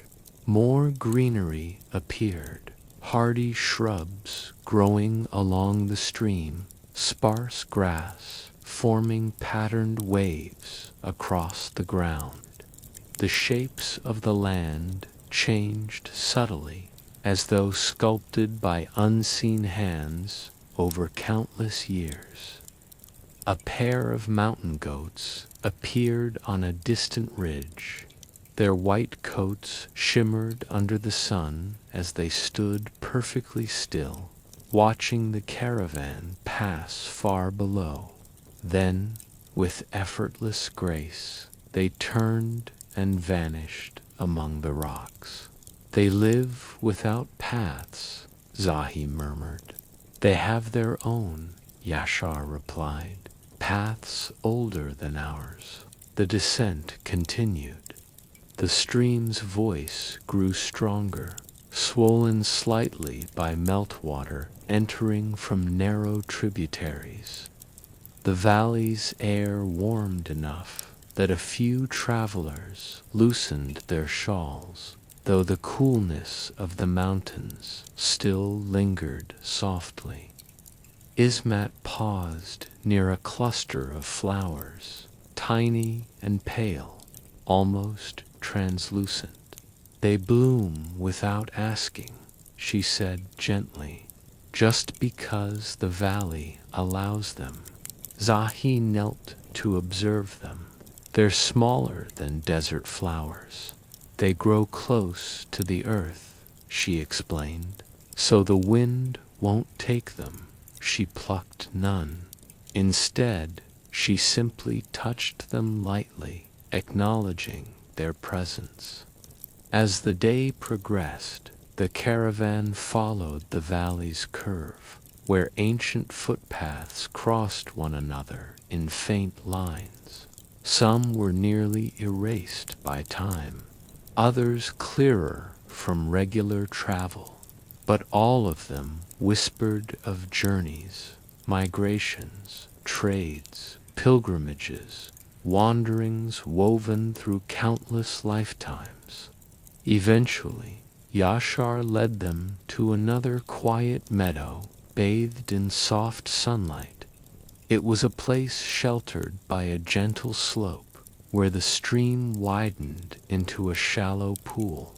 Smooth stones circled the pool like an old gathering spot. We'll rest here for midday, he said. This place has sheltered travelers for centuries. It will shelter us as well. The caravan settled. Lunch was simple. Dried fruits, flatbread, a little goat cheese traded in earlier towns. The meal was eaten in unhurried silence, the kind that arises naturally from peaceful surroundings. Zahi wandered to the pool's edge, watching small ripples dance across its surface. It looks like the sky is resting inside it, he whispered. Ismat joined him, her steps soft. Pools hold the day differently than streams. They gather it. He looked up at her. Do you hear anything here? She closed her eyes. The valley breathed around them, slow, steady, ancient. Yes, she murmured. Something very quiet. Zahi leaned closer. What does it say? She opened her eyes. It says, walk gently. Zahi nodded, accepting the answer as though it were the most natural thing in the world. After their rest, the caravan continued descending. The valley gradually widened again, revealing distant tree lines where the lower lands waited. Though still far, the sight calmed the travelers' spirits, awakening the quiet anticipation of easier paths and warmer nights. The sun began its slow lean toward afternoon. Shadows lengthened. The mountains glowed in soft tones of gray, gold, and muted violet. The valley, too, seemed to deepen into stillness, not because of silence, but because of the calm presence of age. Every stone, every flower, every ripple in the stream felt like part of something that had existed long before the caravan and would continue long after. When they finally reached the valley's final bend, the land opened into a broader terrace where the first true signs of civilization appeared. Distant low huts made of stone, smoke rising faintly from a far-off homestead, the faint echo of animals grazing. We're nearing the lower country, Yashar said softly.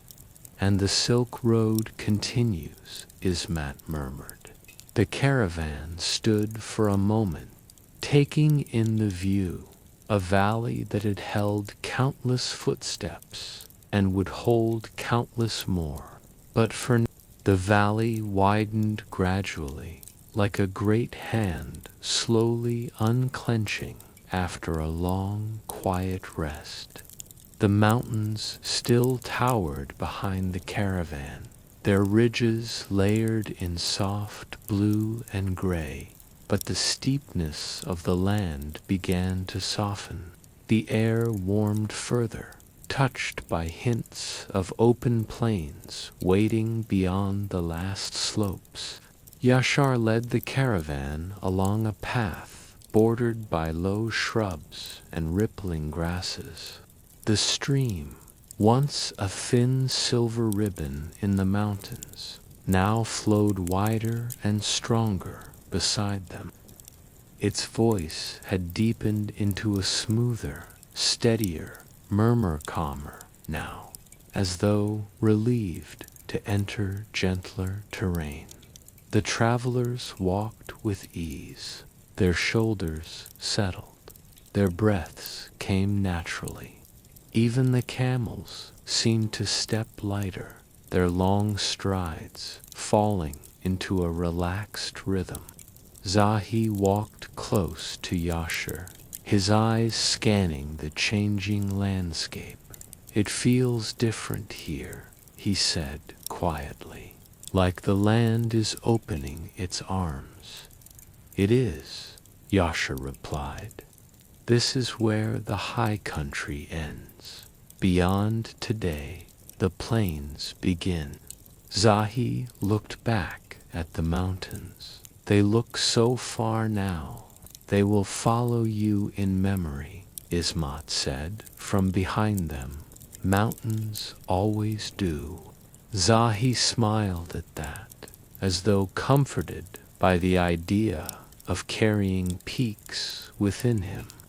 The path led them toward a gentle hill, the kind shaped more by wind than stone. As they climbed it, the sky broadened above them wider, clearer, no longer held so close by mountain walls. The blue seemed to stretch endlessly, carrying with it the quiet hum of distant spaces. When they reached the top, the view before them unfolded with slow magnificence. A wide plain stretched far into the horizon, its grass shimmering like a soft green sea. Low patches of sandy earth broke the continuity, and narrow streams crisscrossed the fields like delicate threads in a tapestry. In the distance, sunlight gathered on the land in warm patches, glowing like quiet lamps.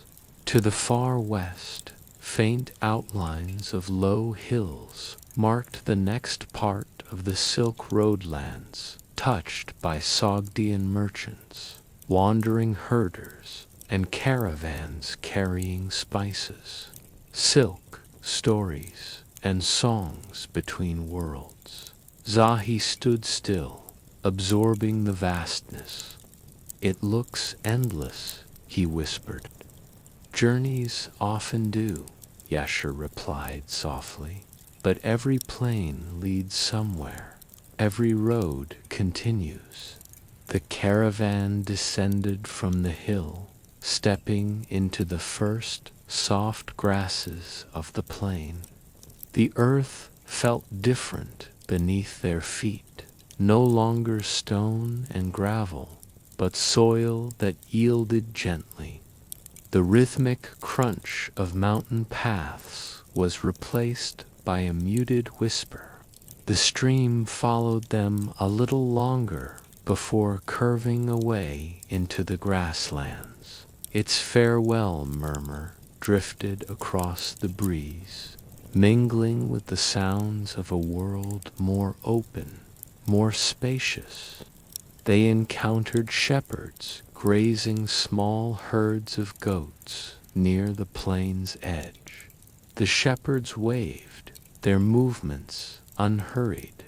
A few goats stopped grazing to watch the caravan with mild curiosity, then returned to their quiet chewing.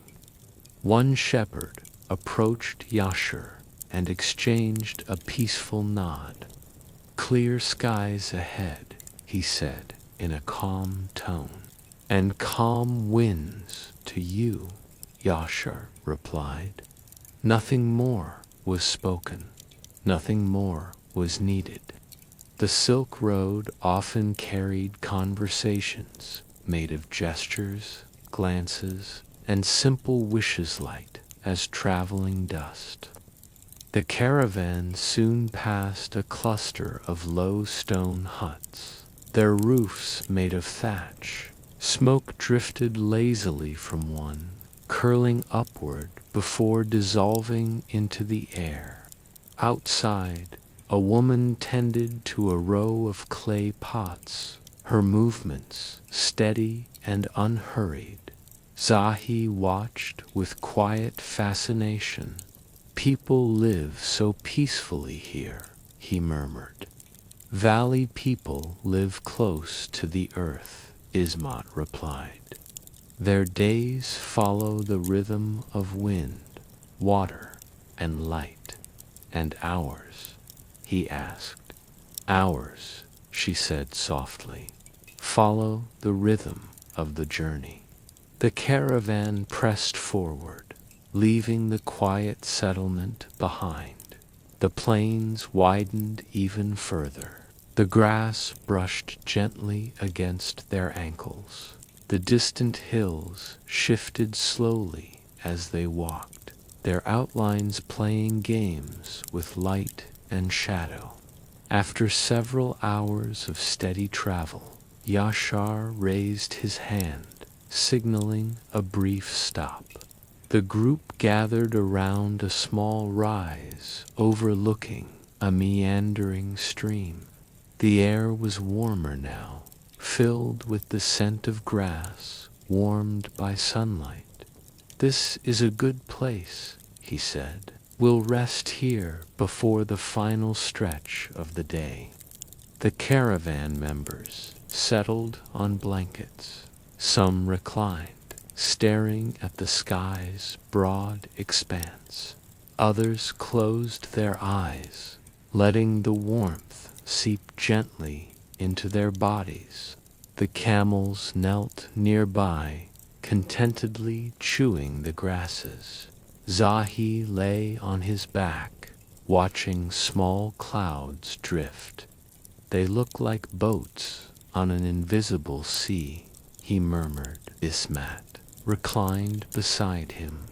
"Those are the boats of the plains," she said. "In the mountains, the clouds cling to the peaks. But here they travel. Do they have a destination?" After their rest, the caravan resumed the day's final leg. The sun had begun its slow descent, spreading warm amber light across the plains. The grasses glowed, the shadows stretched long and gentle. As evening approached, the land grew quieter still. Birds nestled in shrubs. The breeze softened to a delicate whisper. The sky warmed into peach and rose, blending softly at the edges. Yashar led them to a sheltered grove of tall grasses near a shallow pond. The water reflected the sky's fading colors, holding them tenderly. "We'll camp here," Yashar said. "This is the last night before we reach the western trading grounds." The travelers moved calmly, arranging their mats and tending to the camels. A small fire bowl was lit, glowing gently in the softening dusk. No large flames, only embers, warm and steady. Zahi sat near the pond, watching tiny ripples disturb the sky's reflection. "This journey felt longer inside me than on the road," he said. Yashar took a seat beside him. "Journeys always travel deeper inward than outward," he replied. "That is their purpose." Ismat settled near them, her shawl wrapped loosely around her. "And every place we pass through," she added, "leaves a trace that stays long after we've moved on." They all looked toward the distant mountains, now softened into silhouettes beneath the emerging twilight. Zahi sighed gently. "I'll miss them," Ismat smiled. "They are not leaving you," she said.